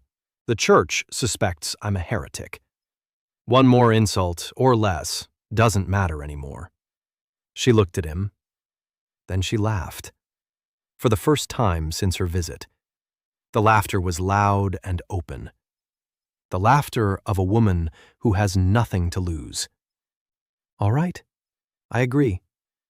But I have one condition. You'll allow me to conduct a full examination of every member of the household, including Lord Cedric, including the servants, everyone. Why? Because if they were targeting you, they could have been targeting others too. The dream root isn't the only tool in the arsenal of whoever did this." David held out his hand to her. She shook it, firmly. Her hand was small, but her grip was like a vice.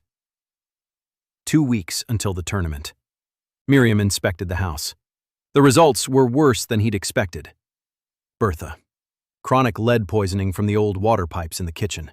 Not fatal, but it explained why her back hurt more than it should have from simple work. The lead was destroying her joints from the inside. Cook Aldrich. Pre-diabetes from 30 years of running his own kitchen. Finn. Iron deficiency. The boy had grown up on bread and water because the stable hands were fed scraps from the master's table. David listened to Miriam's report and felt a chill rising inside him. Not anger. Anger is hot. This was cold, quiet, clear, like morning frost in the mountains. This house was sick. Not just Kale. The whole house. The pipes, the food, the wine, the air. Everything was poisoned. Not by accident. Systematically. Someone had been turning Ashford House into a dying organism for years.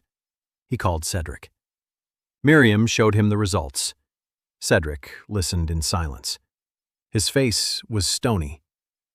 When Miriam finished, he stood up. He walked to the window. He stood there for a minute. Then he turned to David. "What do you want to do?" "Change the pipes, change the food, change the doctor, change everything." Sat. "Leave him alone for now. If we get rid of him now, whoever's behind him will find out that we know. Let him come. Let him recommend wine. We just won't drink it." Cedric nodded. He didn't ask how Kale knew all this. He stopped asking after that night with the mercenaries. He just did what his younger brother said. And every morning he stood in the basic stance and breathed from his belly. 1 week until the tournament. Orstenheim greeted David the way one greets bad weather, with irritation and inevitability. The capital of the Valderan Empire was a city of gray stone and golden spires, 300,000 inhabitants. The imperial palace on the hill, the cathedral of the light-bearer with a dome visible from 30 kilometers away, and the arena. A huge oval bowl seating 30,000 spectators, built 200 years ago for the first great tournament. Every year at the end of summer, the heirs of the great houses gathered here to prove their right to their surnames. By sword, by magic, by blood.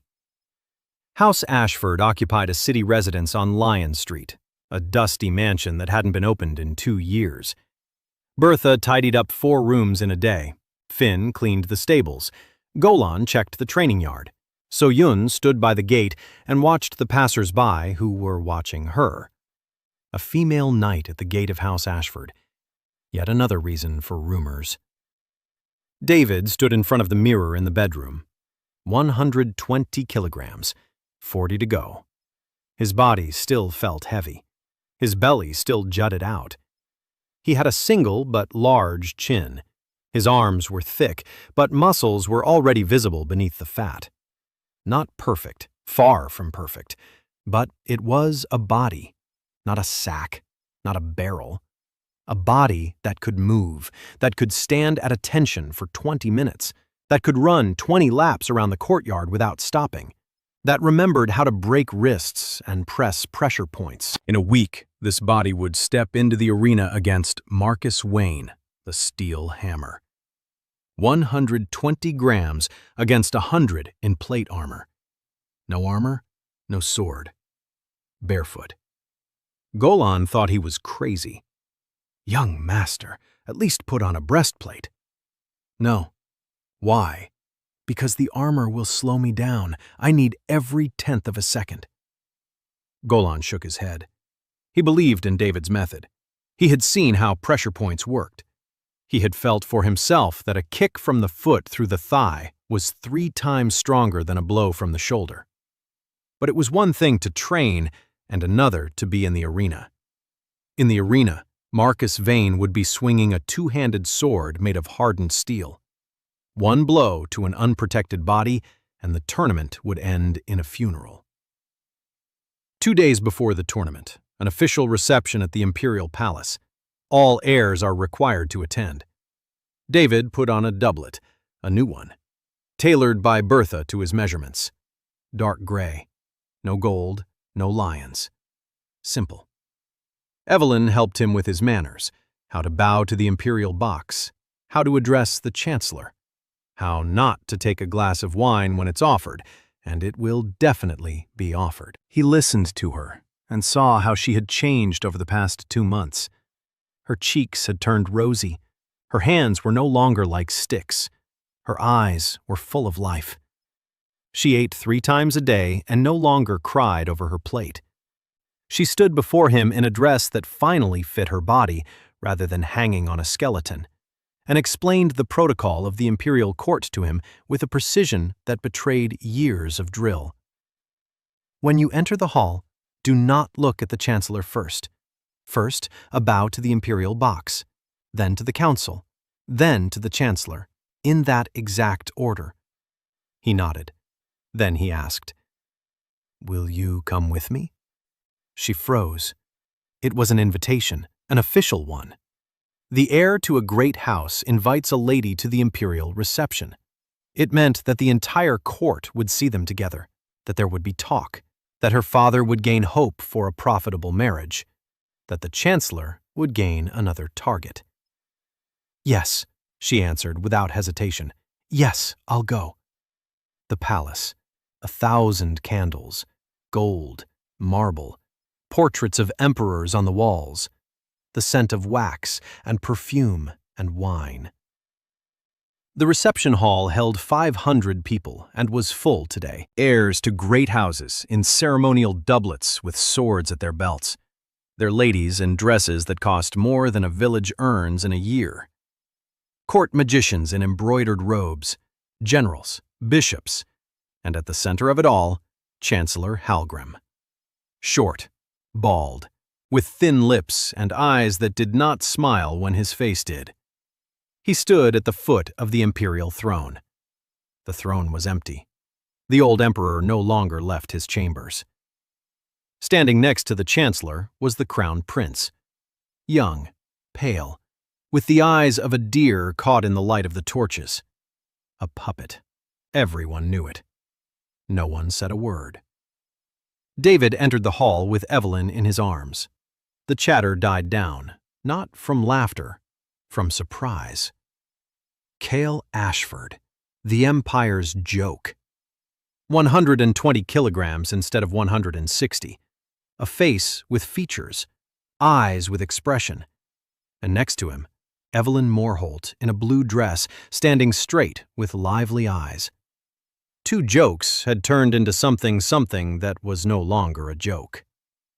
He bowed to the imperial box, to the council, to the chancellor, in exactly that order, just as Evelyn had taught him.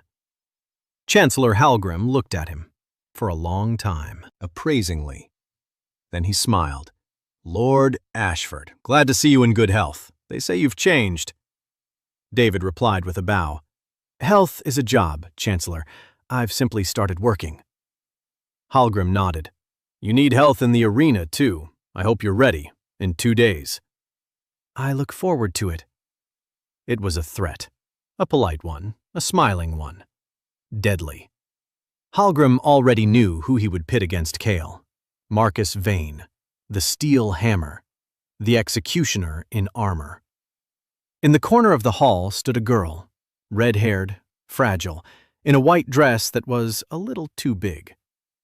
Princess Aelin Valderin, 17 years old, the Crown Prince's younger sister. She wasn't introduced to the guests. She was kept apart. The sick princess. Asthma, nervous fits, fainting spells from stress. Useless for political marriages. Useless for the court. Useless in general. David noticed her because he noticed her breathing. Short, shallow, upper chest, every third breath with a slight wheeze. Bronchospasm, not severe, but constant. She stood against the wall, holding a glass of water with both hands. Her fingers were white with tension. She was terrified. 500 people, noise, stifling heat, candles. It all weighed on her lungs like a stone on her chest. He saw the attack coming. Her body knew before her mind did. Her shoulders rose to her ears. Her breathing quickened. Her eyes darted about. She was looking for a way out, a door, a hallway, air. Another 30 seconds, and she would start to suffocate. The court magicians would rush over. They'll light the healing light above her head, which doesn't help with bronchospasm because bronchospasm isn't a magical illness. It's a muscle spasm. And a muscle spasm isn't relieved by light, but by breathing. David apologized to Evelyn. He approached the princess, calmly, not quickly, without fuss. He crouched down next to her. His knees creaked but bent. "Your Highness, look at me." She looked. Her eyes were wide, frightened. Her mouth was slightly open. Her breath was wheezing. "Give me your hand." She held out her hand, small, cold. He took it and placed it on his stomach. "Feel it. My stomach is moving, up and down. Try breathing with me. Inhale, stomach forward. Exhale, stomach back. Slowly." She tried. Her chest rose in jerks. "No, not with your chest, with your stomach. Lower. Imagine that the air isn't going into your lungs, but into your stomach, as if you were inflating a balloon down there." She closed her eyes. Inhale. Her stomach moved slightly. Exhale. Again, breathe in deeper. Her stomach pushed forward. Exhale slowly.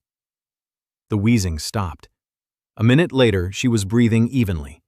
The bronchospasm had eased. Her shoulders relaxed. Her fingers turned pink. She opened her eyes and looked at him. A fat aristocrat crouching before her, who had just done what no court magician could do. He simply taught her how to breathe. She didn't say thank you. She said one word. "How?" David smiled. "It's called belly breathing. I can teach you, if you want." She nodded, quickly, like a child offered a gift. People stood around them, courtiers, ladies, generals. Everyone was watching. Chancellor Halgrim was watching. Inquisitor Corvus, whom David had spotted in the crowd by his white robe, was watching. The Crown Prince was watching. David stood up. He bowed to the princess and returned to Evelyn. Evelyn looked at him with an expression he couldn't read. "You just touched the Empire's princess. without the court's permission. I helped her breathe. It's the same thing. To them. David nodded. He knew. Arrival in Orstenheim, 120 kilograms. David decided to enter the arena without armor or a sword, barefoot. At the imperial reception, Evelyn accompanied him as his lady. Chancellor Halgrim openly threatened him. Princess Aelin began to choke, and David relieved her bronchospasm with a breathing exercise in front of the entire court. Inquisitor Corvus saw everything. Touching the princess without the court's permission became a political event. The morning of the tournament, David woke up at 4. Dark, quiet. He lay there for a minute and breathed. Inhale for 4, hold for 2, exhale for 6.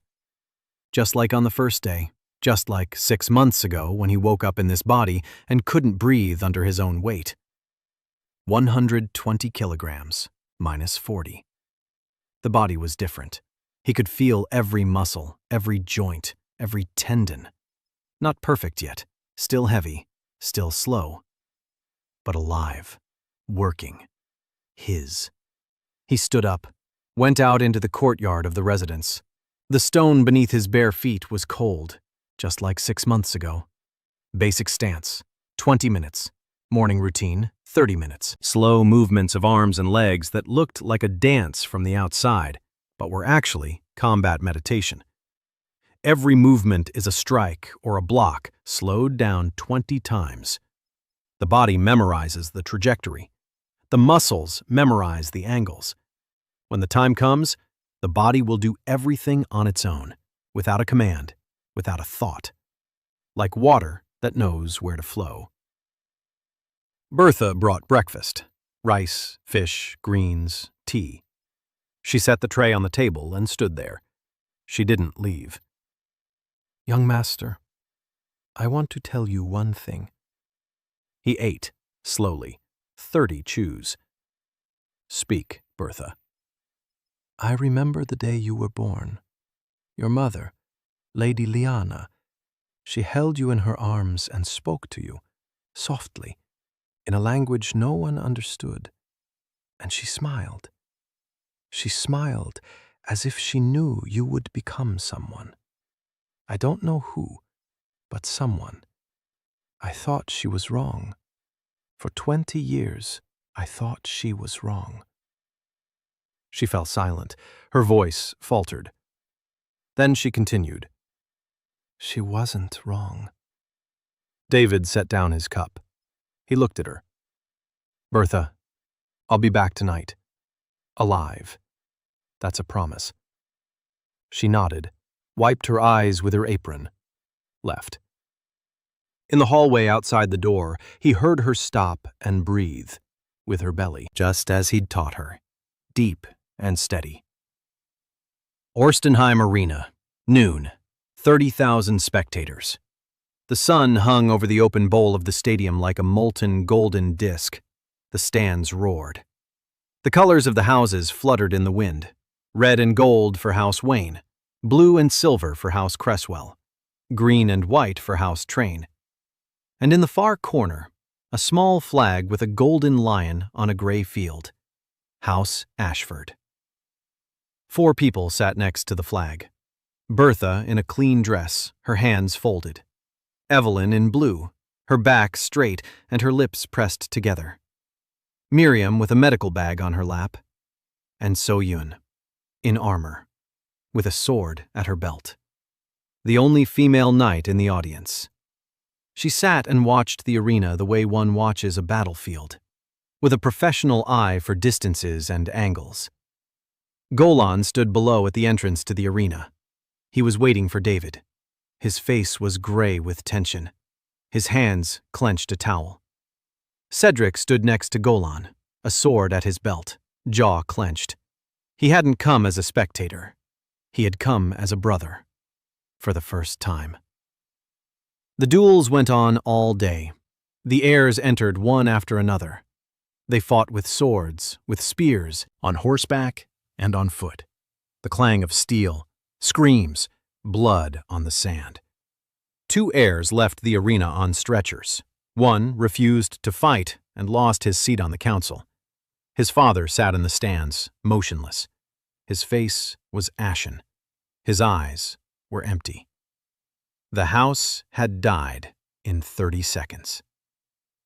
David was called last. A draw. Random. No one believed in chance. Chancellor Halgrim wanted the Empire's joke to come out last, so that the whole stadium would be tired of serious fights and want to laugh. So that the fat Cale Ashford would be the dessert after a bloody dinner. The gates opened. He stepped out, slowly. 30,000 pairs of eyes. The sun, the sand, the smell of blood and sweat. He walked barefoot, his feet on the hot sand. A simple linen shirt, linen pants. No armor, no sword, no weapons. 120 kilograms in white canvas and with bare feet. The stadium fell silent. Not from laughter, out of bewilderment. Not even commoners enter a tournament barefoot. No one enters without weapons. It was so beyond comprehension that people forgot to laugh. Marcus Vane waited on the other side of the arena, 6 feet tall, black plate armor from head to toe, visiers raised. A calm face, professional. A two-handed sword in his right hand, a blade 1.5 meters long. Vane looked at Cale and didn't understand. He was expecting a chubby boy in ridiculous armor, a boy he could kill with a single blow and chalk up to an accident. Instead, a barefoot man was walking toward him, his eyes devoid of fear. David stopped 5 paces away. He bowed, low, to the waist, in the Eastern style, hands at his sides, back straight. A student's bow to his master. A bow that spoke, "I respect you, and I didn't come here to fight. I came to demonstrate." Marcus Vane smirked. He lowered his visor, raised his sword, and attacked. The first strike, from the top right, just as Golan had said. The two-handed sword came down in an arc. The sound of the air being sliced was such that the front rows recoiled. David took a half step to the left. The sword struck the sand. The stadium gasped. One voice, 30,000 throats simultaneously. Vane pulled the sword out of the sand. Second strike, horizontal, from the left, faster. David crouched. The blade passed over his head. He felt the wind from the steel on the back of his neck. Third strike, from below. Vane was changing his pattern. He realized the standard combination wasn't working. David stepped back. The sword whistled past his stomach. Centimeters. He was counting. With every strike, Vane left himself open. The first strike from above. His left side was exposed for half a second. The second strike was horizontal. Both armpits were exposed for 1/4 of a second. The third strike from below. His popliteal fossa was exposed for a second. He waited for the fourth. Vane struck. From above, with his right, with maximum force. A blow that shattered shields and swords and bones. David didn't back down. He stepped forward. Inside the radius, where a two-handed sword is useless because the blade hasn't gained speed yet. Vane's hands were above his head. His body was exposed. David raised both palms and caught the flat of the blade between them. Not the edge, the flat. An old technique. 8 years of training in a past life. Thousands of repetitions. His palms clenched. The steel stopped. Vane pressed down with all his weight, 100 kilograms plus 20 kilograms of armor. David held on. 120 kilograms against 120. His feet dug into the sand. The stance was the same one. The basic one. Feet wide apart. Low center of gravity. The power flows from the foot, through the hip, through the torso, through the arms. It wasn't his arms holding the sword. His whole body was holding the sword. Vane pressed down for 3 seconds. 5. 7. The The sword didn't budge. The stadium was silent. 30,000 people held their breath. David gently turned the blade to the side. He pulled it away from his body and let go. Wayne staggered, lost his balance for a moment. He dropped the sword. A professional. He realized the sword was useless. He went for a grapple, arms forward, the shoulder guard like a battering ram, just as Golan had said. A clinch. Mass. Close combat in armor. David let him wrap his arms around him. Wayne's hands closed behind his back, steel pressed against his ribs. David lowered his center of gravity. His knees bent, his hips shifted back. He became heavy, immobile, like a rock. Wayne pressed, but couldn't budge him. Then David did what So-Yun. He stopped apologizing. He shifted his weight to his left leg. His right hip moved forward and upward. His torso rotated, and so did Marcus Wayne. 2 meters tall, 120 kilograms in plate armor, champion of 3 tournaments. The Chancellor's steel hammer. He flew over Cale Ashford's hip and hit the sand with his back so hard that the clang of his armor rang through the arena like a bell. David sat on him, heavily, with all his weight. 120 kilograms on the breastplate. Wayne couldn't breathe. David found a gap between the helmet and the breastplate.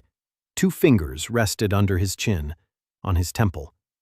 They weren't pressing, just resting there. He leaned toward the visor, quietly, so that only Wayne could hear. Sir Marcus, you are a good man in bad armor. I will not kill you. Stand up and go home, and don't come to the Chancellor anymore. It was quiet beneath the visor. Then a sound. Quiet. Wet. Marcus Vane was crying. For the first time in 20 years. Tears streamed down his cheeks inside the helmet and dripped onto the chin guard. He wasn't crying from pain, not from shame. He was crying because a fat, barefoot man was sitting on him and telling him he was good. And Marcus Vane suddenly remembered that 20 years ago, he really had been good. Before the Chancellor. Before the arena. Before the 4 corpses that haunted his dreams every night. David stood up. He held out his hand. Wayne lay there for a second. 2. Then he raised his arm in its gauntleted glove and took Cale's hand. He stood up. He took off his helmet.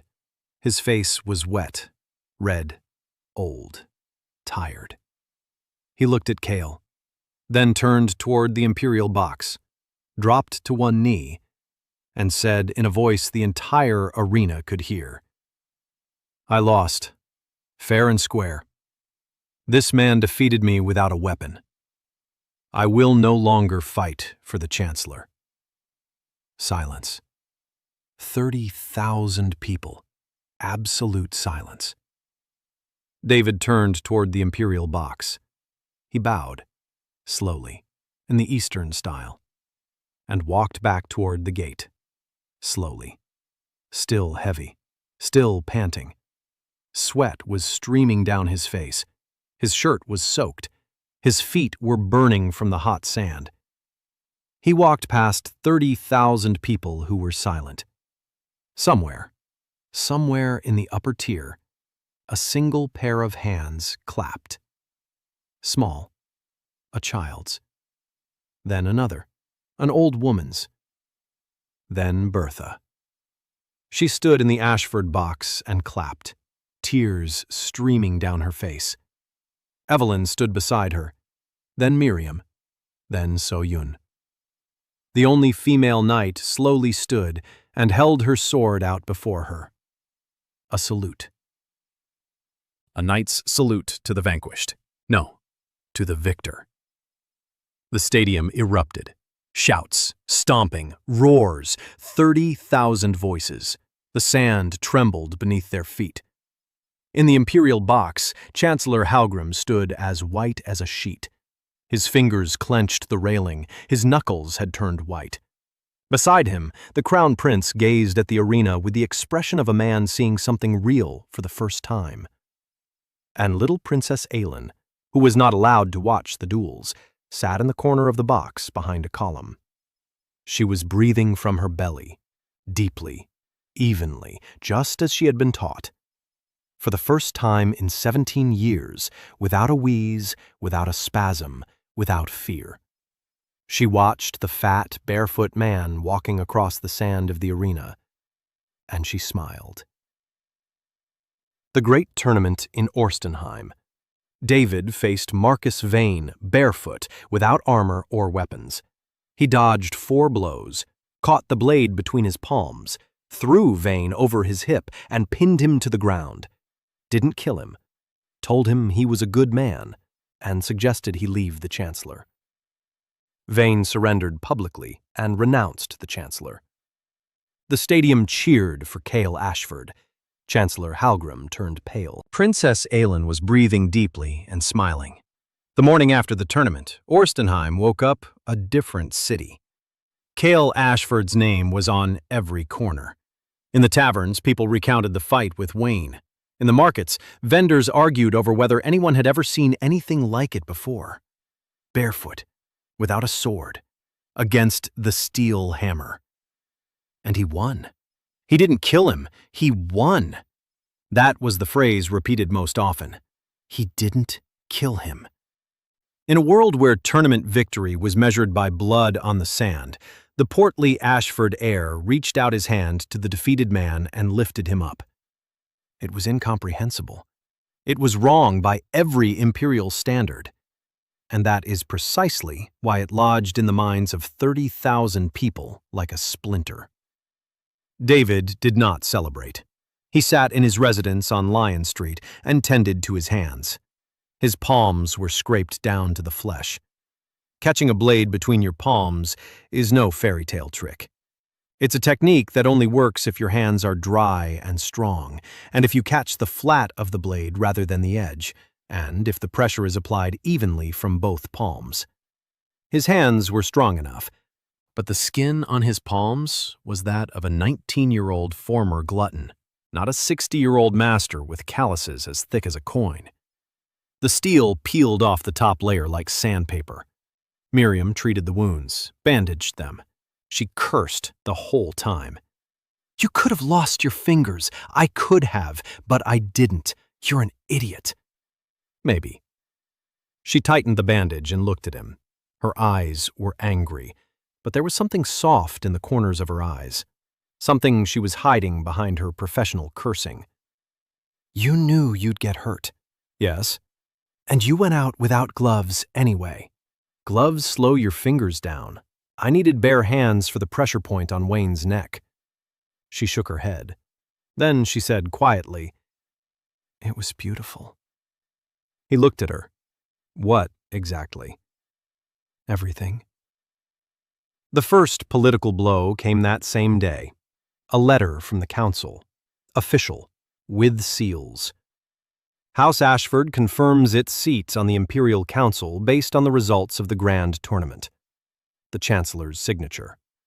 Halgrim could not refuse. The rules were his own. The heir had entered the arena.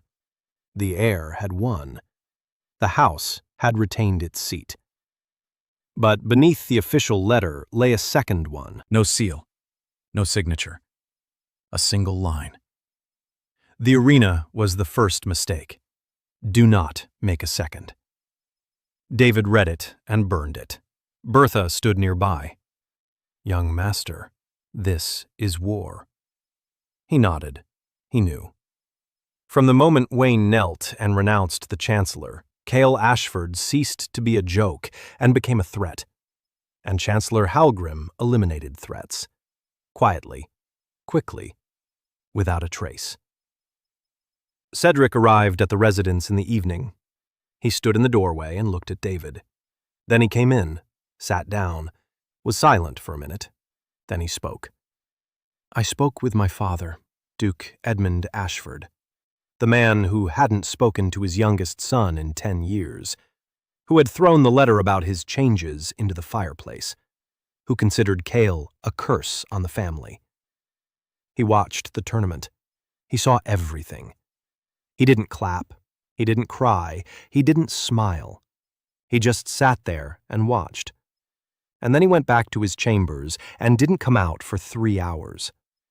When Cedric went in to see him, his father was sitting at the table, holding a portrait in his hands. A small one, in a silver frame. A portrait of Lyanna, Cale's mother. He asked Cedric one thing. When my son became a man, Cedric didn't know what to say, because he asked himself that question every day. David listened. Then he asked, "Father is coming."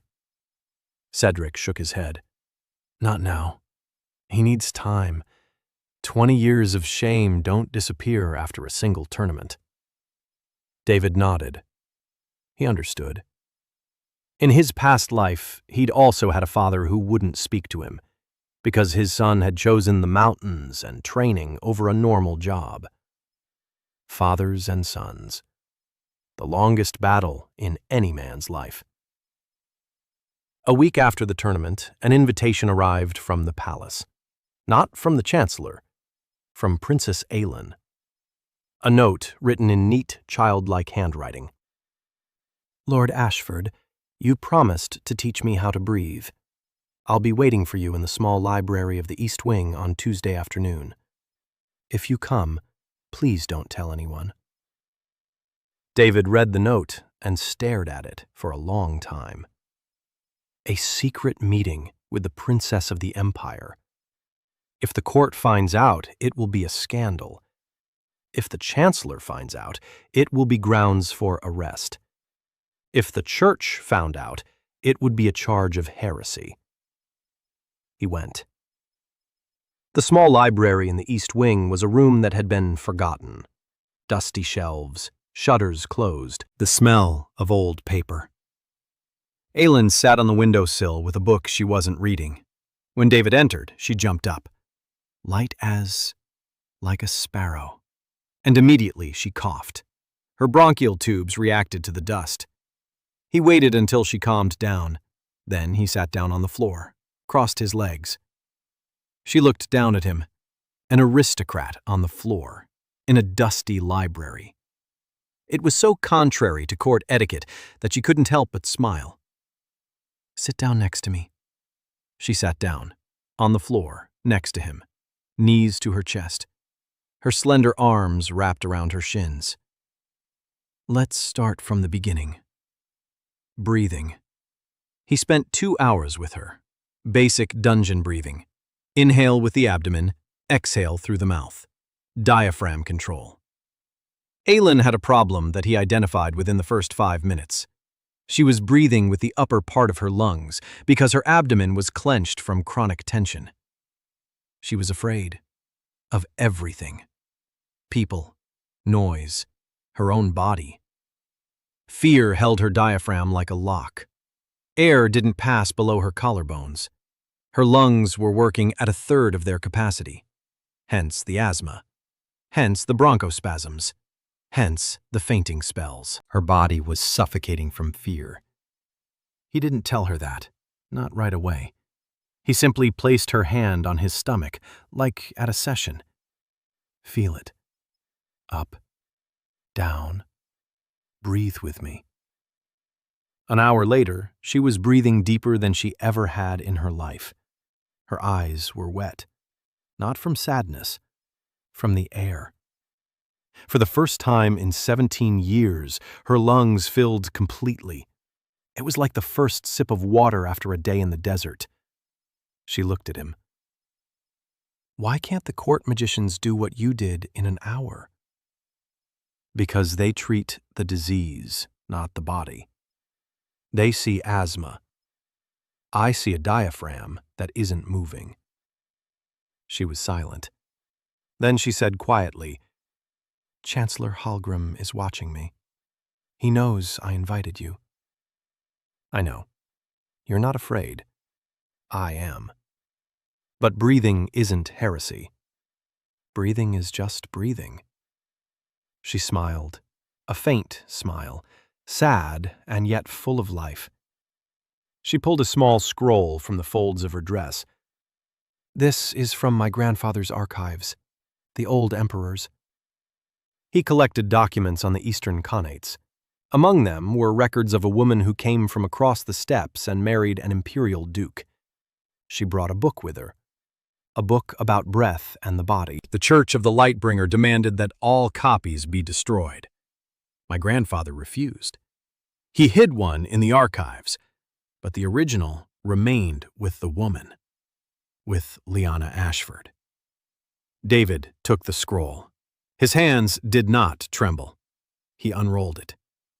It was a copy of a decree from the Church of the Lightbringer, dated 30 years earlier, prohibiting the distribution of materials containing descriptions of so-called physical practices of Eastern origin. Any person in possession of such materials is required to surrender them to the order under penalty of being charged with heresy. At the bottom was a note in the old emperor's handwriting, small, barely legible. The Church does not fear heresy. The Church fears the truth. If the body is capable of power without the light, then the light is unnecessary. And if the light is unnecessary, then the Church is unnecessary as well. David rolled up the scroll.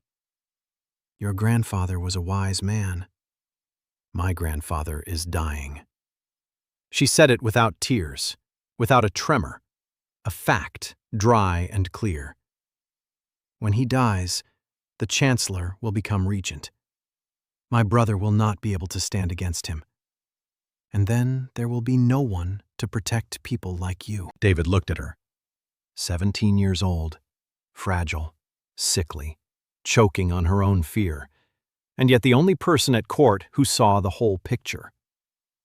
Your Highness, if you learn to breathe, you will learn not to be afraid. If you stop being afraid, your voice will be heard. She looked at her hands, small, slender. You really believe that? 60 years. For 60 years, he had believed that the body determines the spirit, that a straight back gives rise to a steady gaze, that deep breathing gives rise to deep thought, that a person who stands on their own 2 feet fears nothing. Yes, I believe it. He came to see her every week, in secret, through the service entrance. Aylin's breathing improved with each visit. After a month, her bronchospasms had cut in half. After 2, for the first time in 5 years, she walked the palace's long gallery without stopping to catch her breath. After 3, she attended a court dinner for the first time and sat through 2 hours without an attack. The courtiers noticed. The Chancellor noticed. Inquisitor Corvus noticed. The clouds were gathering. The blow came in winter, 8 months after the tournament, a year since David's awakening in Kale's body. 105 kilograms. He was no longer fat. He was large, broad-shouldered, heavy, with arms that could bend and fingers that could find a pressure point blindfolded.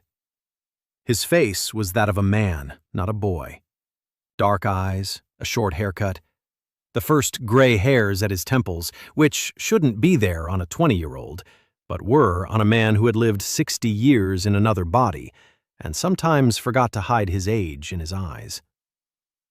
The school had been in existence for 3 months. Formally, it was called the Training Hall for Servants and Younger Sons at Ashford House. Informally, everyone came there. Grooms, maids, junior knights, daughters of impoverished families, former mercenaries. Golan led the morning sessions. So-Yun led the evening ones. Miriam received patients in the side room. Evelyn kept records and accepted new students with that polite precision that opened doors and shut mouths. Bertha ran the kitchen and fed everyone rice with vegetables and fish. The cook, Aldrich, stood beside her and no longer grumbled. He had learned to steam 6 kinds of fish and was secretly proud of it. Finn had grown 10 centimeters in a year. Iron and proper food had done their job. He was David's first student and took it with a seriousness that frightened the other grooms. He breathed from his abdomen. He stood at attention for 15 minutes. He did 200 swings with a pole without stopping. And when a drunken nobleman tried to strike him with a whip at the market, Finn stepped aside to avoid the blow and politely asked the Lord to calm down. The nobleman didn't understand what had happened. The whip struck empty air. The stable boy stood nearby and looked at him with calm eyes. The world was changing, slowly, quietly, one person at a time. Chancellor Halgrim struck through the church. Inquisitor Corvus arrived with a detachment. 12 soldiers of the Order of the Light-Bearer in white armor. An official search warrant for the Ashford House and the closure of an unlicensed educational institution on suspicion of spreading forbidden Eastern practices. David met them in the courtyard. Cedric was nearby. Behind Cedric was Golan. Behind Golan was So-Yun. Corvus dismounted. He looked at them. 4 of them, against 12, and a fat aristocrat at the head. No, not fat anymore. Large, with eyes that made Corvus feel uncertain for the first time. Lord Ashford, I have a warrant. David nodded. Read it. Corvus began to read. Suspicion of heresy, dissemination of forbidden practices, authority to search and seize. David listened calmly. Then he pulled a scroll from his belt, the scroll Aelin had given him, with the old emperor's endorsement, imperial seal, imperial priority. The church order could be overruled by an imperial decree, and the old emperor's endorsement was, formally, the imperial will. The church's ban on Eastern practices had been issued under the previous patriarch. The emperor had not ratified it, so the decree has no legal force. Corvus read the scroll. His expression didn't change, but David saw a vein twitch in his neck. It's a copy, not the original. The original is in the Imperial Archives. Check it. Corvus stared at him intently. 10 seconds. 20. Then he rolled up the scroll and handed it back. I'll check it. If it's a forgery, you'll answer for heresy and forgery. If it's the genuine article, we'll return with another warrant. He left. 12 followed him. The courtyard emptied. So-Yun placed her hand on the hilt of her sword. She hadn't taken it off the whole time. It won't be long. I know. He'll be back. They'll find another excuse. Cedric stood nearby, arms crossed over his chest. Cale, we need allies. For the first time in a year, Cedric called him by name without contempt, without mockery, as an equal. David nodded. I know. And I know where to find them. Marcus Vane was the first to arrive, the former Steel Hammer. After the tournament, he left the Chancellor, lost his home, lost his income, lived in the lower city in a cubbyhole above a blacksmith's shop, drank, not because he wanted to, because 20 years of killing for money don't let go in a single night. David found him through Bertha, who knew every cubbyhole in the lower city. He walked into a room that smelled of sweat and cheap wine. Wayne was sitting on the floor, without armor, in a shirt, huge, tired, eyes red. He looked at David. They've come to finish him off. I've come to offer a job. What kind? A teacher. At my school. Wayne was silent. Then he laughed hoarsely. I'm a killer. You're a master who's lost his way. Masters don't lose their skill. They lose their purpose. I'm offering you a new one. Wayne was silent for a long time. Then he stood up, with difficulty, just as David used to stand up. What will I be teaching? Strength, but not for killing, for protection. Wayne looked at his hands that had killed 4 heirs in the arena. Do you think these hands can defend? I think any hands can, if you show them how. Wayne came to the school the next day. Golan met him in silence. They had known each other for 30 years.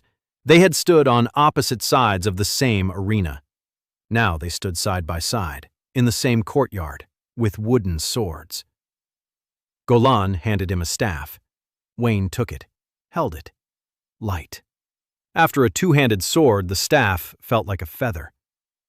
Start with the basic stance. Wayne stood up, wide, low, just as David had taught him. He stood there for 10 minutes without a tremor. Golan nodded. He had the muscles. Now for the breathing. Wayne closed his eyes and, for the first time in his life, began to breathe from his abdomen. The steppe Khanates had sent an emissary, a short, wiry man in a leather jacket with a pattern on the collar. He arrived at Ashford House without an entourage. He introduced himself. Tamir, the Khan of Ordos's envoy. The Khan had heard that a master had appeared in the empire who fights our way. The Khan wants to know if it's true. David received him in the courtyard, showed him the school, showed him the students. He demonstrated the basic stance. Tamir watched in silence. His face was inscrutable. Then he asked to spar. David agreed. They stood facing each other. Tamir was fast. Step wrestling, grapples, sweeps, throws. David was 30 kilograms heavier. He used his weight, not as a burden, but as an anchor. Tamir couldn't budge him. He couldn't knock him down. Every takedown ended with David gently redirecting the force, and Tamir ended up on the ground. 3 times. On the 4th, Tamir stood up and bowed. In the step style, hands to heart, head bowed.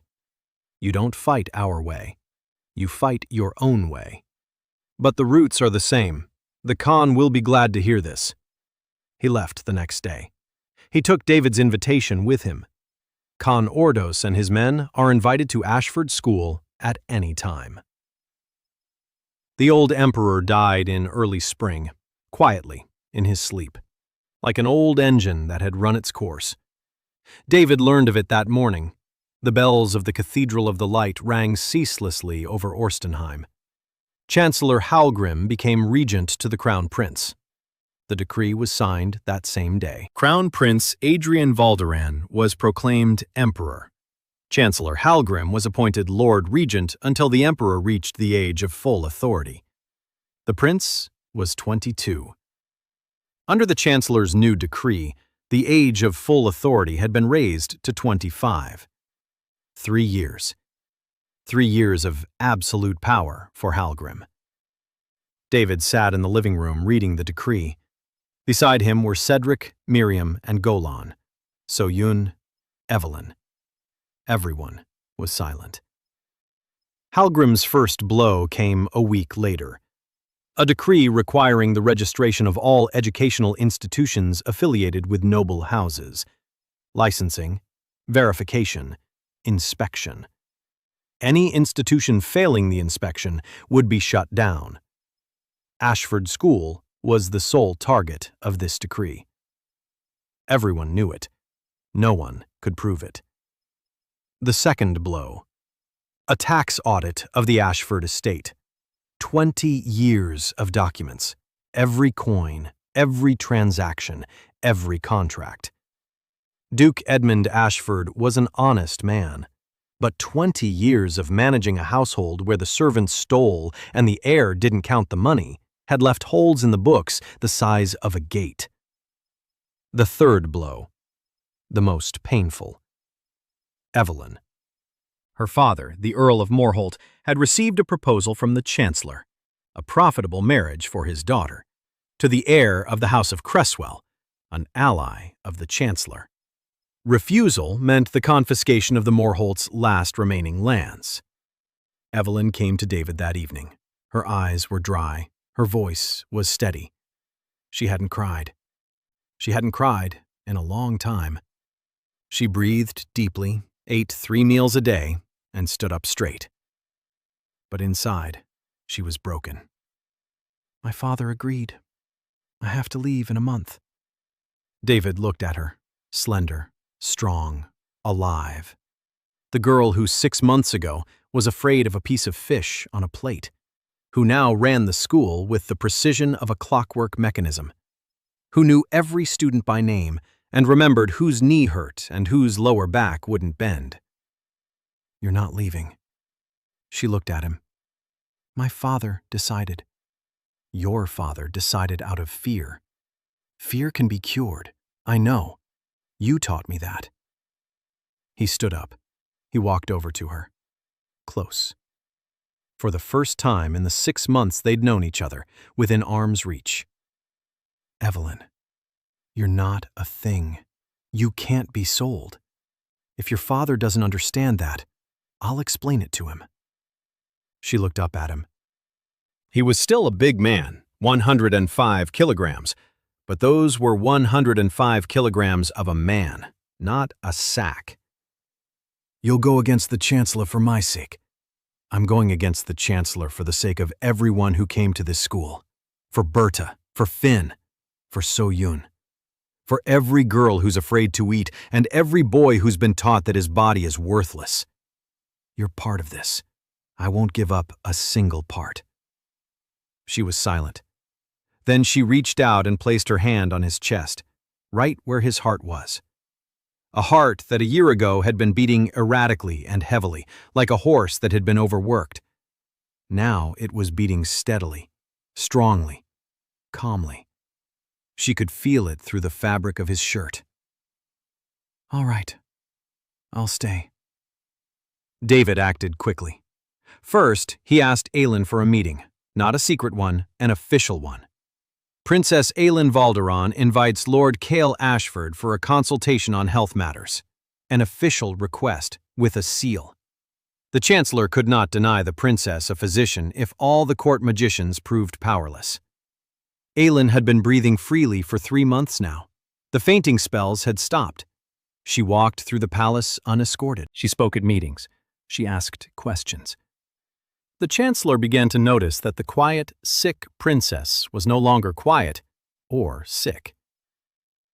Aelin met him in the throne room, not in the library, in the throne room, in front of witnesses. She stood up straight. She breathed evenly. Her voice did not tremble. Lord Ashford, I want your school to receive imperial patronage. Silence. The courtiers froze. Chancellor Halgrim stood 3 paces away. His face was white. He hadn't expected this. The sick princess, who was supposed to be sitting in a corner, gasping for breath, stood before the throne and spoke words that shifted the balance of power in the empire. Imperial patronage meant that the school was placed under the protection of the crown. Neither the church nor the chancellor could close it without the emperor's consent. And the emperor was a puppet.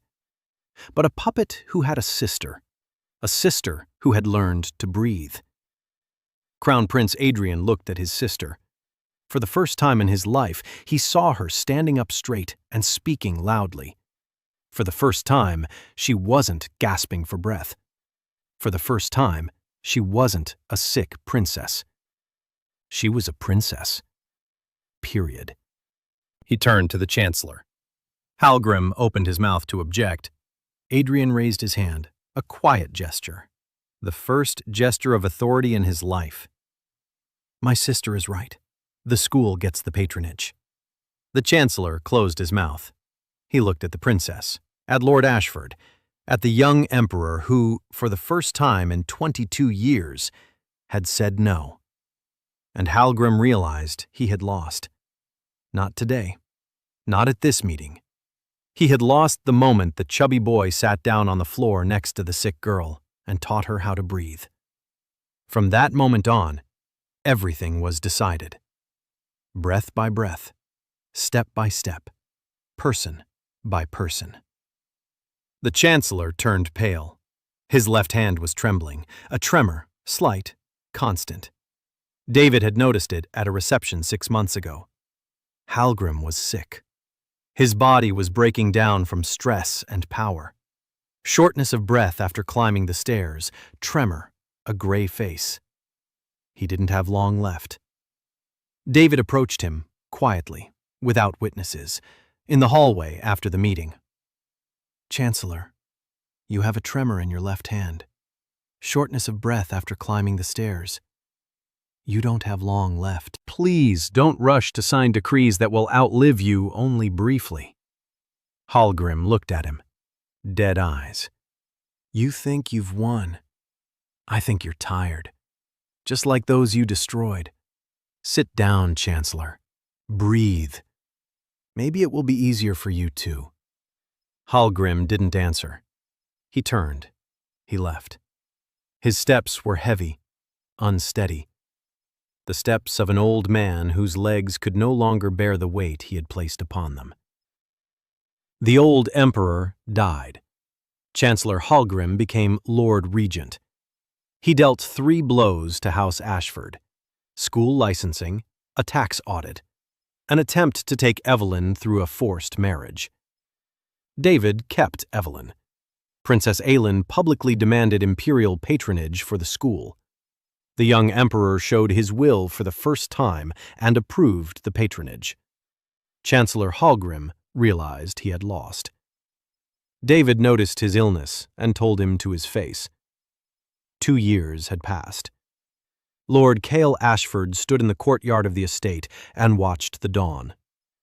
88 kilograms. His body was sinewy and heavy at the same time, like an old tree whose trunk is not thick, but whose roots run so deep that no wind can move it. Gray hair at his temples. A lot for a 21-year-old, but the eyes that held 62 years no longer hid it. People saw them and didn't understand why the young lord looked like an old man. Those who knew didn't ask. Those who didn't know chalked it up to eccentricity. Chancellor Hallgrim died in the fall, quietly, in his office, at his desk with an unfinished decree. A heart attack. David found out from Aelin. She came to the school in person, without guards, on foot across the entire city. She walked, breathing evenly and deeply, and never once stopped. "Hallgrim is dead. My brother signed the decree abolishing the regency. He rules alone." She said this standing in the school doorway, upright, tall. Her red hair glowed in the sun. She was 19. 2 years ago, she had been a frail girl with asthma and empty eyes. Now, she was a princess who had walked all the way across Orstenheim and whom every merchant in the market knew. Because she stopped and talked, because she listened, because she breathed from her belly and wasn't afraid. Emperor Hadrian ruled on his own, poorly, hesitantly, with mistakes, but on his own. He came to the school twice a month, secretly, through the back door, just like Evelyn used to. He asked David to teach him to stand up straight. Literally. 20 years of a puppet's life had twisted his spine. He slumped. He tucked his head into his shoulders. He spoke softly. He looked at the floor. David fixed his posture in 3 months. His spine straightened. His shoulders opened up. His voice grew stronger.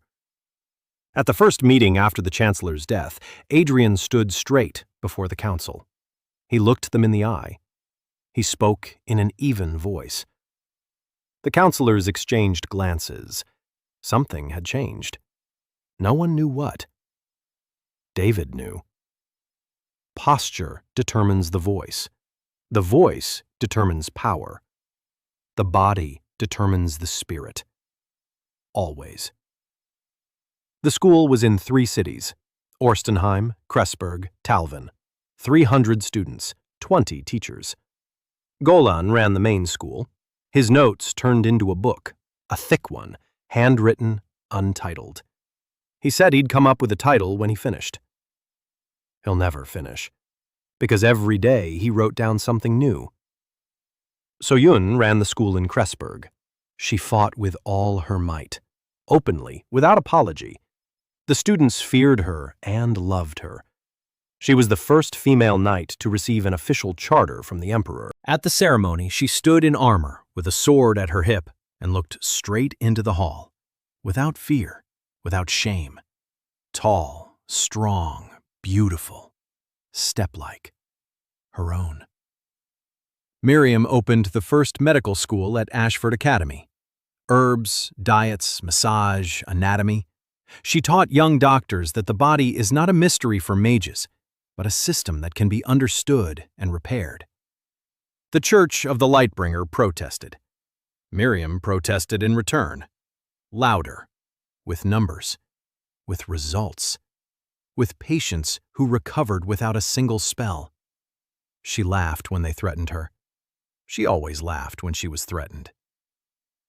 Reggie Ocon, a mercenary from the steppe Khanates who had been sent to kill David a year ago. She came at night, through the wall, with a knife. David sensed her in the hallway. Her footsteps were quiet, but he heard her breathing. A stranger's, tense. The breath of a person preparing to kill. He stepped out to meet her, in the darkness, unarmed. She lunged, quick. The knife flashed. He grabbed her arm, a painful grip on her wrist. He twisted it. The knife fell. She ended up on the floor, face down, his knee on her back, his fingers on her neck. A pressure point, not fatal, controlling. She lay there, waiting for death. He let go, stood up, lit a candle, offered her his hand. Tea. She looked up at him from below, a scar across his eyebrow, slanted eyes, a step face. In her eyes was something she herself did not understand. For the first time in her life, she had been defeated in a kind way. For the first time in her life, she was offered tea after she had tried to kill someone. She took his hand. A month later, she became the head of his personal guard. 3 months later, she began to smile. 6 months later, she stopped flinching when someone approached from behind. A year later, when the steppe emissary Tamir arrived again, he saw her and froze. She stood at the gate in light armor and looked at him with calm eyes. He bowed to her in the steppe manner, hand to heart. She returned the gesture. 2 people from the steppes who had found themselves in a foreign empire. Dr. Sott was arrested in the spring. Miriam gathered the evidence, wine analyses, dream root, dosages, correspondence. Sott received money from the Church of the Lightbringer through third parties. 20 years. He had been tormenting Cale Ashford for 20 years. From the age of 9. From the year Liana died. Cale's mother did not die of a fever. Miriam found entries in Sott's diary which he kept with maniacal precision. Lady Liana Ashford was poisoned with the same mandrake root, in a higher dosage. Death came 3 months later. The church killed Liana because she knew Eastern practices, because she could teach her son, because the boy with his mother's book could grow into a man who would prove that power is possible without the light. They killed the mother and began to kill the son. Slowly, glass by glass, year by year, turning him into a laughingstock. David read Sott's diary in his study, alone. The doors were closed. He read for 2 hours. Then he closed the diary. He placed his hands on the table. His hands did not tremble. His eyes were dry. 62 years old, he had lived long enough to know that the world is cruel, that people kill for an idea and out of fear, that a church that fears the truth is more dangerous than any army. But he also knew something else, that the boy whom they had spent 20 years turning into nothing was now sitting at that desk, alive, strong, surrounded by people who loved him. That his mother's book lay in the desk drawer, open, read, passed on. That 300 students in 3 cities already knew her techniques. That the church had lost. Not because David had won, but because the truth cannot be killed.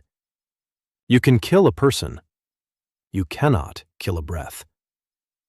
He found Liana's grave that summer, a small cemetery behind the estate.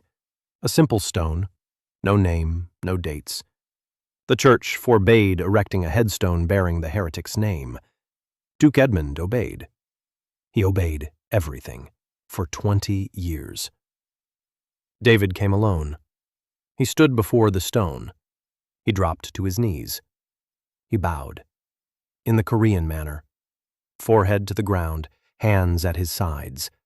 A disciple's bow to his teacher.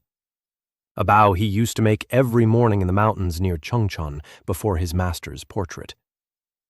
Sonsionim, I'm here. I'm sorry it took so long.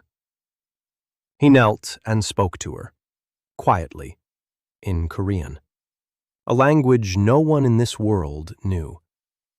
He told her about school, about Berta, who no longer cries at night, about Finn, who had grown up and become the first student, about Golan, who doesn't drink, about Soyun, who doesn't apologize, about Miriam, who laughs, about Evelyn, who eats, about Aelin, who breathes, about Reggie, who stopped being afraid of the heat, about Cedric, who meditates every morning and scares the servants with it, about Marcus Wayne, who teaches the children and, for the first time in his life, sleeps without nightmares, about the book she hid behind the mirror, which her son was supposed to find, and which another found, another person from the same line, from the same school, after 150 years and an eternity between worlds.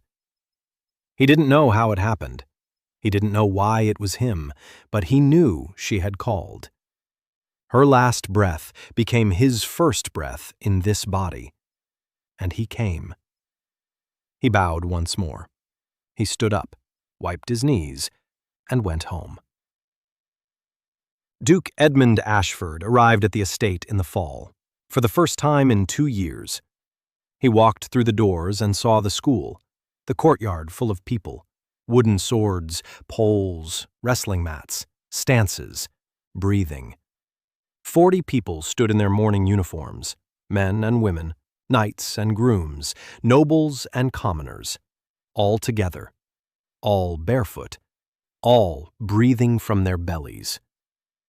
The Duke stood in the doorway and watched. Then he saw his youngest son. Kale stood in the center of the courtyard, straight, thin, gray at the temples, in a simple gray shirt, barefoot. He was showing a little girl the basic stance. The girl was the cook's daughter, 4 years old, chubby cheeks, crooked legs. She stood there, trying not to fall. She fell. Kale picked her up, set her down. She fell again. He picked her up again. The girl laughed. He smiled. Duke Edmund Ashford stood in the doorway watching his son. The son he hadn't seen in 20 years. The son he had abandoned. The son he had allowed to be broken. The son he had mourned while he was still alive. This son stood in the courtyard, teaching a little girl to stand on her own 2 feet. And he did so with the face of a man who had found his place in the world. The Duke took off his gloves. He took off his coat. He took off his boots. He stepped out into the courtyard barefoot. The stone was cold. He walked over to his son, stood beside him, silently. Kale looked at him. "Father, show me." Kale showed him. Feet shoulder-width apart, back straight, knees slightly bent, arms at your sides. Breathe with your belly. Duke Edmund Ashford stood in the basic stance. His legs trembled. His back creaked. His eyes were wet. He stood, next to his son, barefoot on the cold stone, and he breathed. A little girl stood between them and breathed too. Bertha watched from the kitchen window. She wasn't crying. She was smiling. Because the boy she had cared for since birth had finally found his home. Not walls, not a coat of arms, not a title. Home is the people who stand beside you barefoot on the cold stone and learn to breathe. The girl fell, got up, fell. Cale smiled. That's right. The body isn't what you're given. It's what you build. Fall, get up, breathe. The sun was rising over the Ashford estate, a golden lion on a gray field. Once the third most powerful house in the empire, then a joke, then a disgrace. Now a home where knights and grooms and maids and princesses and assassins and craftsmen and little girls with bow legs, all together, all the same, all alive. The sunrise painted the courtyard pink. The stone warmed beneath their feet. David Kang, 62 years across 2 lives, a Taekyon master, teacher, no one and everyone at the same time.